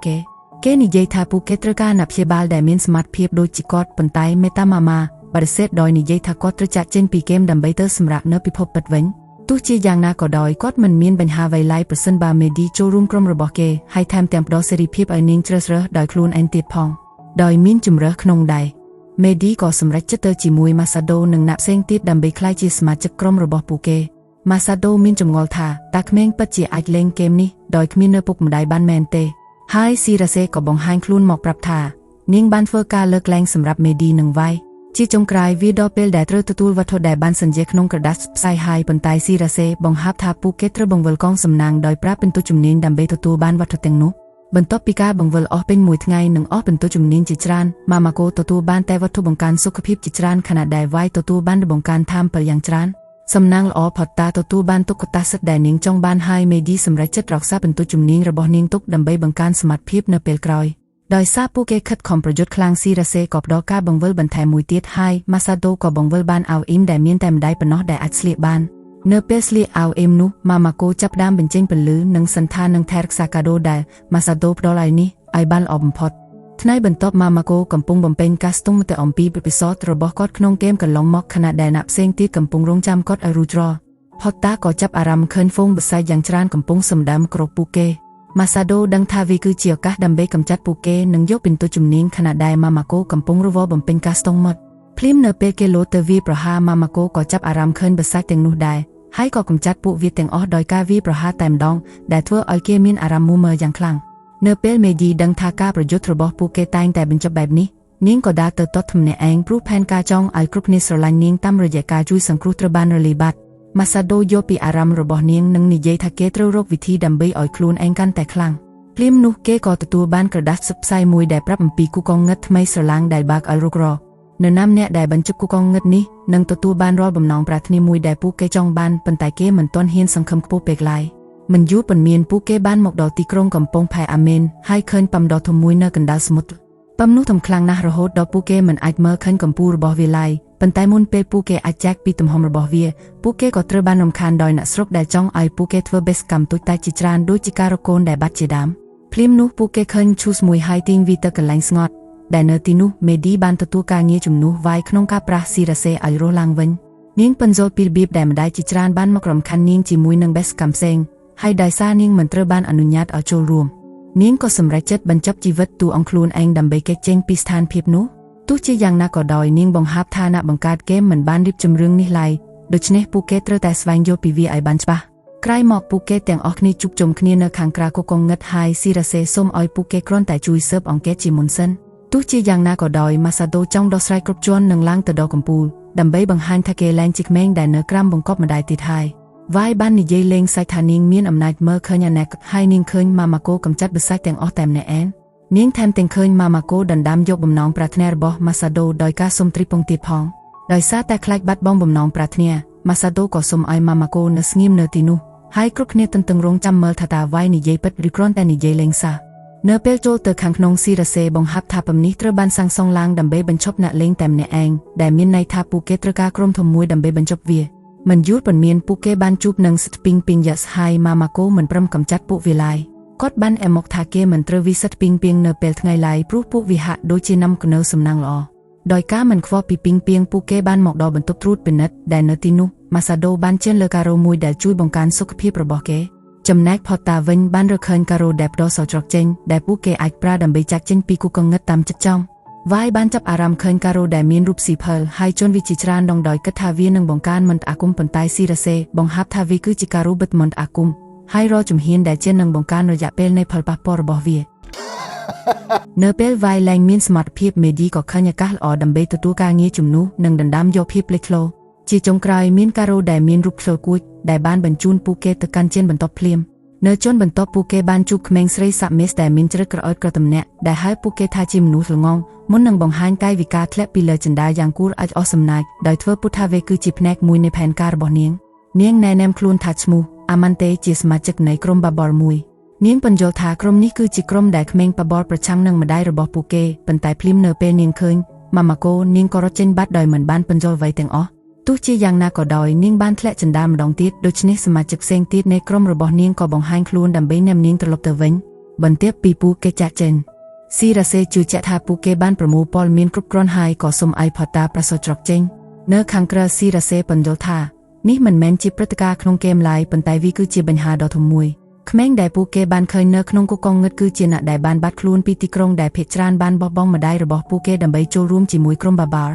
់អ្នកដឹកនាំក្មេងទាំងនេះមិនមែនជានរណាក្រៅពីអាម៉ាន់តេឡើយក្មេងទាំងនោះមិនមែនគ្រាន់តែសម្រាប់ក្នុងគូកងងឹតទេប៉ុន្តែពួកគេកំពុងព្យាយាមបញ្ចប់វាដើម្បីឲ្យបំណងប្រាថ្នាត្រូវបានសម្រេចហើយយោងតាមចរិតរបស់ពួកគេវាទំនងជាពួកគេនឹងសំវ័យដែលមិនល្អឡើយម៉ាសាតូមានក្តីរំភើបក្នុងការកម្ចាត់ក្មេងអាក្រក់ទាំងនេះប៉ុន្តែម៉ាម៉ាកូមានផែនការបញ្ជូនពួកគេត្រឡប់ទៅរកឪពុកម្ដាយវិញវាយយកស្រុកជាមួយម៉ាម៉ាកូដោយពន្យល់ថាក្មេងទាំងនោះនឹងមិនអាចបញ្ចប់គូកងងឹតបានឡើយប្រសិនបើពួកគេត្រូវបានបញ្ជូនត្រឡប់ទៅវិញទោះជាយ៉ាងណាក៏ដោយពួកគេមិនមានសមាជិកគ្រប់គ្រាន់ដើម្បីបង្ក្រាបក្មេងទាំងនោះឡើយដូច្នេះស៊ីរ៉ាសេបានណែនាំឲ្យពួកគេបង្កើតស្មោកគុំនិងជ្រើសរើសសមាជិកថ្មីនាងបាននាំពួកគេទៅកាន់ផ្ទះដែលគេបោះបង់ចោលមួយដែលពួកគេបានចុះឈ្មោះជាផ្ទះសមាគមថ្មីរបស់ពួកគេទីកន្លែងនោះមើលទៅមិនសូវល្អសោះហើយម៉ាសាដូបារម្ភថាគ្មាននរណាម្នាក់ចង់មករស់នៅទីនេះជាមួយពួកគេឡើយប៉ុន្តែម៉ាម៉ាកូសន្តាននឹងធ្វើឲ្យទីនេះមានអារម្មណ៍ដូចជាផ្ទះពិតប្រាកដ បន្ទាប់ពីអាហារពេលព្រឹកស៊ីរ៉ាសេបានប្រាប់ក្មេងស្រីថានាងបានទុកកាដូនៅក្នុងកាបូបរបស់ពួកគេដែលពួកគេអាចប្រើដើម្បីកែលម្អសមាគមមុនពេលនាងចេញទៅធ្វើការស៊ើបអង្កេតបានមិនយូរប៉ុន្មានវាយមេជីនិងផតតាក៏បង្ហាញខ្លួនក្នុងឈុតណាប់ម្រើហើយម៉ាសាតូក៏បង្ហាប់ថាគេក៏មានឈុតស្រដៀងគ្នាដែរភ្លាមនោះម៉ាម៉ាកូក៏បង្ហាញខ្លួនក្នុងសម្លៀកបំពាក់ធម្មតាហើយម៉ាសាតូក៏និយាយថាគេបានហាមម្ដាយមិនឲ្យស្លៀកឈុតណាប់ម្រើដើម្បីសេចក្តីសុខផ្លូវចិត្តរបស់គេក្មេងស្រីមានអារម្មណ៍ធុញទ្រាន់ព្រោះពួកគេពិតជាចង់ឃើញម៉ាសាតូភ័យស្លន់ស្លោនៅពេលឃើញម្ដាយរបស់គេក្នុងឈុតណាប់ម្រើដ៏សិចស៊ីទោះបីជាយ៉ាងនេះក្តីពួកគេទាំងអស់គ្នាបានបែងចែកការងារគ្នាដើម្បីជួសជុលអគារនិងតុបតែងវាឲ្យមើលទៅគួរឲ្យចង់រស់នៅក្រោយមកម៉ាសាតូមេជីនិងផតតាបានទៅហាងដើម្បីទិញសម្ភារៈសំណង់ខណៈដែលម៉ាម៉ាកូនៅផ្ទះដើម្បីសម្អាតបន្ទប់ម៉ាសាតូនឹងរៀបចំក្រែឲ្យគេវាយសួរថាតើវាពិតជាចាំបាច់មែនទេព្រោះគេនឹងមិននៅទីនេះយូរឡើយដូច្នេះម៉ាម៉ាកូក៏បញ្យល់ថាវាធ្វើឲ្យគាត់មានក្តីសុខក្នុងការផ្ដល់អារម្មណ៍កក់ក្ដៅដល់កូនប្រុសនៅពេលគេត្រឡប់មកតែវិញភ្លាមនោះមាននរណាម្នាក់ចុចកណ្ដឹងទ្វារហើយម៉ាម៉ាកូក៏ប្រញាប់ចេញទៅក្រៅដោយគិតថាជាកូនប្រុសរបស់គាត់ប៉ុន្តែគាត់ក៏មានការភ្ញាក់ផ្អើលយ៉ាងខ្លាំងនៅពេលឃើញអ្នកដែលនៅមាត់ទ្វារនោះក្នុងពេលជាមួយគ្នានេះខណៈពេលដែលម៉ាសាតូនិងអ្នកផ្សេងទៀតទិញសម្ភារៈជួសជុលរួចរាល់ពួកគេក៏បានឃើញអាម៉ាន់តេដែលជាក្មេងស្រីសាក់មេសដែលពួកគេធ្លាប់ជួបក្នុងគុកងងឹតមេឌីក៏ឆ្លៀតឱកាសនេះបំភ័យនាងដោយនិយាយថារបួសលើរាងកាយនាងនឹងមិនអាចជាស្ប៉ាយឡើយហើយគ្មានបុរសណាម្នាក់ចង់បាននាងឡើយនៅពេលនាងចាប់ផ្ដើមយំម៉ាសាតូក៏ដឹងថានាងបានបញ្ជូនអ្នកសម្លាប់អ្នកទៅកាន់ផ្ទះរបស់ពួកគេដើម្បីកម្ចាត់ម៉ាម៉ាកូទោះជាយ៉ាងណាក៏ដោយពួកគេទាំងអស់គ្នាដឹងថាម៉ាម៉ាកូខ្លាំងប៉ុណ្ណាហើយជឿជាក់ថាគាត់នឹងមិនអីទេភ្លាមនោះវាយបង្ហាញខ្លួននៅហាងហើយសុំឲ្យពួកគេប្រញាប់ត្រឡប់ទៅវិញព្រោះម៉ាម៉ាកូហាក់ដូចជាកំពុងជួបការលំបាកដោយដឹងថាគេអាចនឹងបាត់បង់ម្ដាយម៉ាសាដូក៏ប្រញាប់ត្រឡប់ទៅជួយភ្លាមនៅពេលរត់ចូលក្នុងផ្ទះសមាគមគេឃើញម៉ាម៉ាកូកំពុងអង្គុយនៅជាមួយអាជីវករម្នាក់ដែលកំពុងបង្រៀនគាត់ពីរបៀបប្រើគ្រាប់បាមិនអាគមម៉ាសាដូក៏ដឹងថាម៉ាម៉ាកូមិនមានគ្រោះថ្នាក់អ្វីឡើយក្រៅពីការចាញ់ល្បិចរបស់អាជីវករឲ្យទិញរបស់ដែលគ្មានប្រយោជន៍ជាងអាជីវករនោះបានបញ្ចុះបញ្ចូលគាត់ដោយនិយាយថាកូនប្រុសរបស់គាត់នឹងសប្បាយចិត្តប្រសិនបើបានរបស់នេះប៉ុន្តែម៉ាសាដូក៏ចូលមកខាត់ទាន់ពេលភ្លាមនៅពេលអាជីវករចាក់ចេញផតតាក៏ចាប់ផ្ដើមភ័យស្លន់ស្លោដោយបង្ហាប់ថាគ្រាប់បានៅលើទូនោះតាមពិតគឺជាគ្រាប់បែកនៅពេលគ្រាប់បែកចាប់ផ្ដើមលត់សម្លេងគ្រប់គ្នាក៏មានការភ័យខ្លាចចាំងខ្លាំងព្រោះពួកគេមិនដឹងពីរបៀបដោះវាឡើយ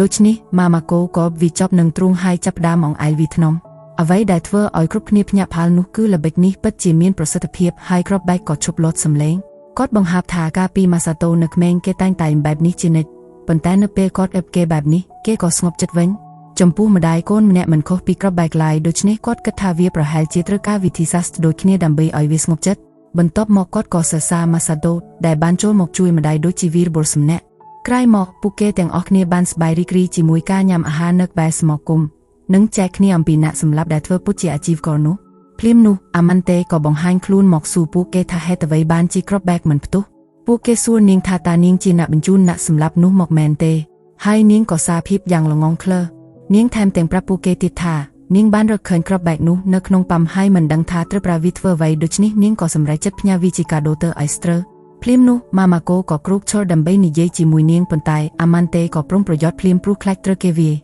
ម៉ាម៉ាកូបានសុំឲ្យនាងបញ្ជូនអ្នកផ្សងព្រេងទាំងអស់ត្រឡប់ទៅរកកម្ដាយរបស់ពួកគេវិញប៉ុន្តែអាម៉ាន់តេមិនព្រមស្ដាប់ឡើយនាងរត់ចេញបាត់ភ្លាមដោយប្រាប់ថាផែនការសម្លាប់បន្ទប់របស់នាងកំពុងតែដំណើរការហើយភ្លាមនោះពួកគេក៏សម្លេងផ្ទុះនៅសមាគមហើយនៅពេលត្រឡប់ទៅវិញពួកគេឃើញវាបានคล้ายជាគំនរបាក់បែកបាត់ទៅហើយពេលនោះអាជីវករម្នាក់នោះក៏ត្រឡប់មកវិញជាមួយកូនចៅហើយបង្ហាប់ថាគេបានដាក់គ្រាប់បែកខ្លាំងនៅទូទាំងទីក្រុងគេបានបង្ហាញឧបករណ៍បញ្ជាដោយបញ្ជាក់យ៉ាងច្បាស់ថាពួកគេត្រូវតែធ្វើតាមបញ្ជារបស់គេបើមិនដូច្នោះទេទីក្រុងទាំងមូលនឹងត្រូវខ្ទេចខ្ទីគេបានបង្ខំឲ្យម៉ាម៉ាកូស្លៀកឈុតណាប់បម្រើនិងបម្រើអាហារឲ្យគេខណៈដែលម៉ាសាដូបានត្រឹមតែស្រសោកស្ដាយចំពោះវ័យដែលបានកើតឡើងទោះជាយ៉ាងណាក៏ដោយម៉ាម៉ាកូបានធ្វើបាយចាស់ឲ្យពួកគេញ៉ាំហើយអាហារនោះឆ្ងាញ់ខ្លាំងណាស់រហូតដល់ធ្វើឲ្យពួកគេនឹកឃើញដល់ម្ដាយខ្លួនឯងបន្ទាប់ពីញ៉ាំរួចគេចង់ឲ្យម៉ាម៉ាកូបម្រើនៅលើក្រែទៀតប៉ុន្តែម៉ាម៉ាកូបែរជាយល់ច្រឡំចំពោះស្ថានភាពនោះហើយបានដាក់គេឲ្យគេងដូចជាម្ដាយដាក់កូនឲ្យដេកលក់រឿងនេះធ្វើឲ្យគេនឹកឃើញដល់គ្រាដែលម្ដាយរបស់គេធ្លាប់ជួយឲ្យគេគេងលក់នៅយប់ដែលពិបាកដែលធ្វើឲ្យគេដេកលក់ភ្លាមបន្ទាប់មកអ្នកសម្លាប់ពីរនាក់ទៀតក៏ដេកលក់ដែរហើយម៉ាសាដូក៏មានអារម្មណ៍ធូរស្រាលយប់នោះពួកគេបានសុំទោសម៉ាម៉ាកូចំពោះការបង្កបញ្ហានិងសន្តាននឹងដោះគ្រាប់បែកទាំងអស់ដែលពួកគេបានដាក់ក្នុងទីក្រុងយប់នោះពួកគេទាំងអស់គ្នាជួបជុំគ្នាក្នុងអាងទឹកក្តៅដើម្បីរៀបចំយុទ្ធសាស្ត្រម្ដងទៀតហើយម៉ាម៉ាកូបានបង្ហាញការបារម្ភអំពីអាម៉ាន់តេនិងការខឹងសម្បាររបស់នាងចំពោះម្ដាយគ្រប់រូបភ្លាមនោះអាម៉ាន់តេក៏ដើរចូលមកទាំងមានកន្សែងពុះគូចាប់ខ្លួននិងស្ដីបន្ទូលពួកគេដែលបញ្ជូនមនុស្សរបស់នាងត្រឡប់ទៅរកកម្ដាយវិញ ទោះជាយ៉ាងណាក៏ដោយនាងក៏ប្រញាប់ពួននៅក្រៅធំភ្លាមហើយសួរក្មេងស្រីថាតើពួកគេមានអារម្មណ៍សុខស្រួលមែនទេដែលងូតទឹកជាមួយម៉ាសាដូមេឌីដែលជាសមាជិកថ្មីយល់ថាវែកចម្លែកបន្តិចប៉ុន្តែនាងនិយាយថានាងនឹងធ្វើគ្រប់យ៉ាងដើម្បីឲ្យស៊ីចង្វាក់ជាមួយក្រុមនេះអាម៉ាន់តេមានទម្លាប់និយាយច្រើនហួសហេតុដូច្នេះនាងក៏ប្រាប់ពួកគេថាពំនោះមិនមានកន្លែងងូតទឹកឡើយហើយនាងត្រូវងូតទឹកសមុទ្រដើម្បីសម្អាតខ្លួ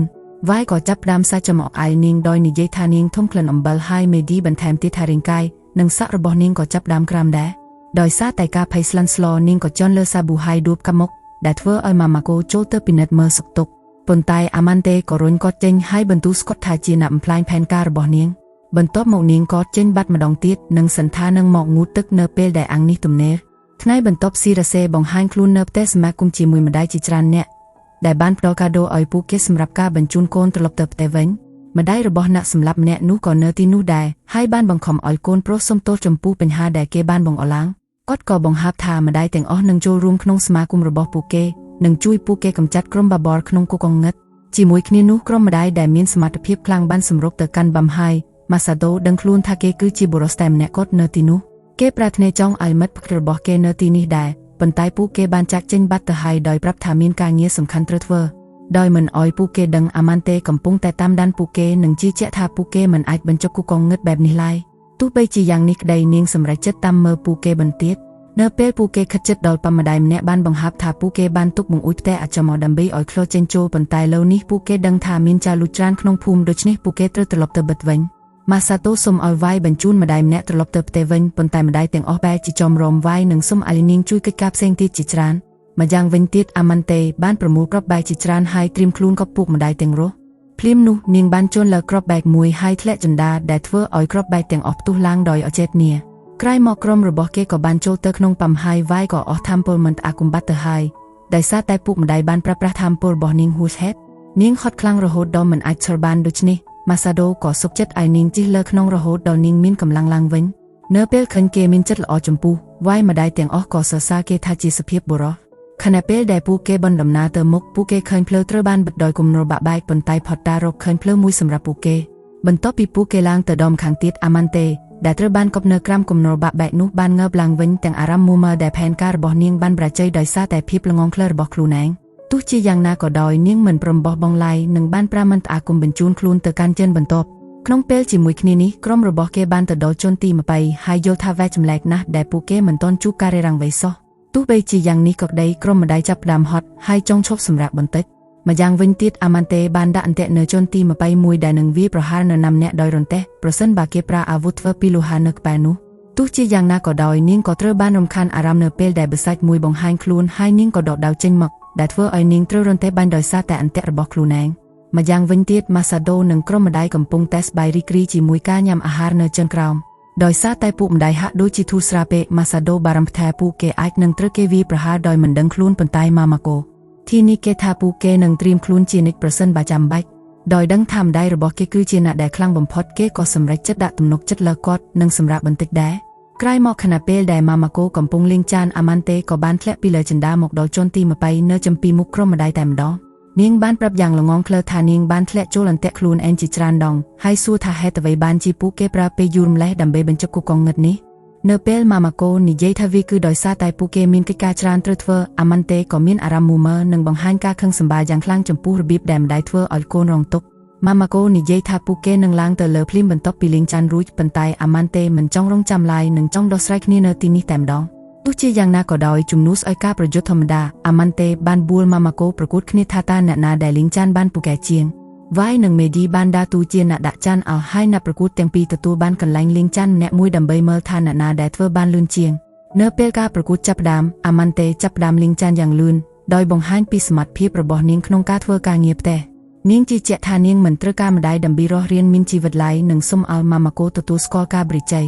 ទោះជាយ៉ាងណាក៏ដោយម៉ាម៉ាកូបានដាក់សាប៊ូនៅលើដាបភ្នំខៀវរបស់គាត់ហើយលេងចានទាំងអស់ក្នុងពេលតែប៉ុន្មានវិនាទីប៉ុណ្ណោះដែលធ្វើឲ្យអាម៉ាន់តេចាញ់ដាច់តែម្ដងអាម៉ាន់តេខឹងយ៉ាងខ្លាំងហើយបន្ទោសម៉ាម៉ាកូថាជាអ្នកបន្លំប៉ុន្តែអ្នកកាត់សេចក្ដីបានផ្ដោចចៃចំណែកម៉ាម៉ាកូអាម៉ាន់តេមិនប្រមាថទទួលស្គាល់ការបរិជ័យឡើយនិងសុំប្រកួតបន្ថែមទៀតដូច្នេះម៉ាម៉ាកូក៏ស្នើឲ្យពួកគេប្រកួតបោះខអម្ដងវាយនិងមេឌីក៏ឆ្លៀតឱកាសនេះសាច់ចំអកអាម៉ាន់តេដោយនិយាយថារាងកាយនាងធំក្លិនអំបិលហើយសម្លៀកបំពាក់នាងក៏ចាស់អស់ដែរ នៅពេលការប្រកួតចាប់ផ្ដើមអាម៉ាន់តេចាប់ផ្ដើមដុសខោអាវយ៉ាងខ្លាំងដោយពន្យល់ពីរបៀបដែលនាងបានរៀនរឿងទាំងអស់នេះនៅពេលរស់នៅម្នាក់ឯងក្នុងប៉ាំនៅពេលនាងធ្វើរួចម៉ាម៉ាកូប្រាប់នាងថាគាត់នឹងធ្វើឲ្យខូចខោអាវប្រសិនបើដុសខ្លាំងពេកបែបនេះ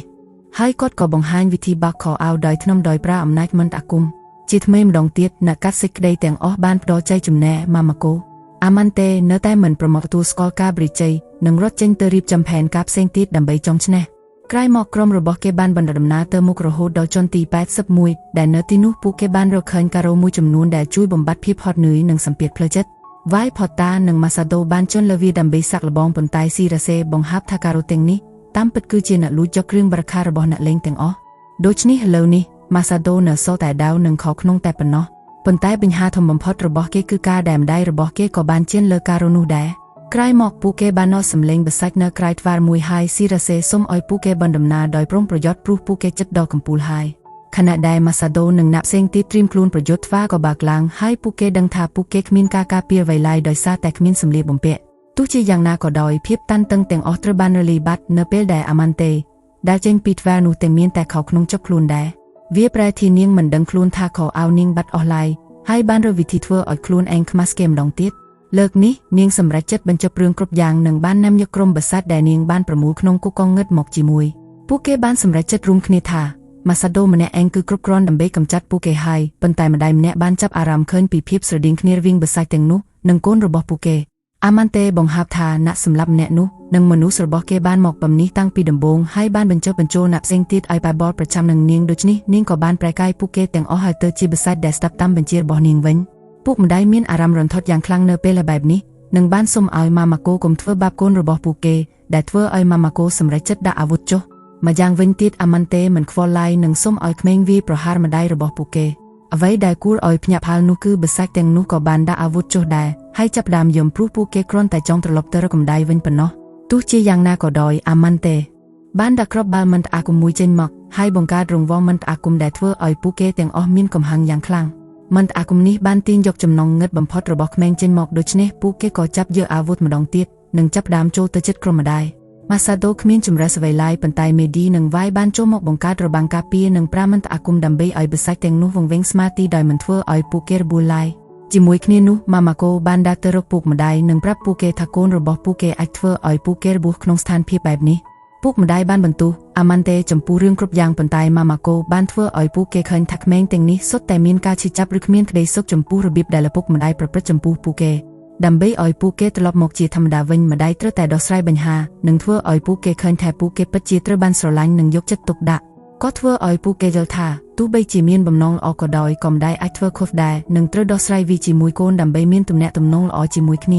ាតាមរយៈធម៌ពលរបស់គាត់ម៉ាម៉ាកូបានបង្កើតគ្រឿងសឹកនៅជុំវិញម្ដាយគ្រប់រូបហើយស៊ីរ៉ាសេបញ្យល់ថាវាគឺជាឈុតដែលមិនអាចបំផ្លាញបានដែលអាចត្រាំត្រូវនឹងរាល់ការវាយប្រហាររបស់កូនជាមួយគ្រឿងសឹកនេះម្ដាយរបស់អ្នកសម្លាប់ម្នាក់នោះបានចូលទៅមុនគេនិងត្រាំត្រូវនឹងរាល់ការវាយប្រហាររបស់កូនប្រុសដោយធ្វើឲ្យគេឃើញថាគាត់ពិតជាបារម្ភពីគេខ្លាំងណាស់បន្ទាប់ពីគាត់ដិបកូនប្រុសគេក៏ត្រឡប់មកជារាងកាយមនុស្សវិញហើយបន្ទាប់ពីនោះម្ដាយទាំងអស់ក៏អាចប្រែកាយកូនរបស់ពួកគេឲ្យមកជាធម្មតាវិញបានទាំងអស់នៅពេលឃើញពុកម្ដាយយកកូនម៉ាម៉ាកូក៏សម្រេចចិត្តអាបម៉ាសាដូដែរដើម្បីបង្ហាញថាគាត់ក៏បារម្ភពីគេដូចគ្នាក្រោយមកអ្នកសម្លាប់អ្នកនោះបង្ហាប់ថាគេមកទីនេះដើម្បីផ្ដួលអាម៉ាន់តេដើម្បីលុះកំហុសប៉ុន្តែវាមិនបានប្រព្រឹត្តទៅតាមផែនការឡើយបន្ទាប់មកគេក៏បង្ហាប់ថាផែនការចុងក្រោយរបស់អាម៉ាន់តេគឺបញ្ចប់គុកកងងឹតនេះនិងសុំបំណងប្រាថ្នាមួយសម្រាប់ខ្លួនឯងនៅពេលសួរថាតើនាងចង់សុំអ្វីគេក៏បង្ហាប់ថានាងចង់លុបបំបាត់ម្ដាយទាំងអស់ចេញពីពិភពលោកនេះដោយដឹងពីភាពអាសិនម៉ាសាដូនិងអ្នកផ្សេងទៀតក៏ប្រញាប់ទៅដល់កំពូលដើម្បីបញ្ឈប់នាងទោះជាយ៉ាងណាក៏ដោយនៅពេលពួកគេខិតជិតដល់កំពូលពួកគេបានឆ្លងកាត់ស្ពានដែលបញ្ចេញពន្លឺមួយដែលបានបញ្ជូនពួកគេចេញពីគ្នា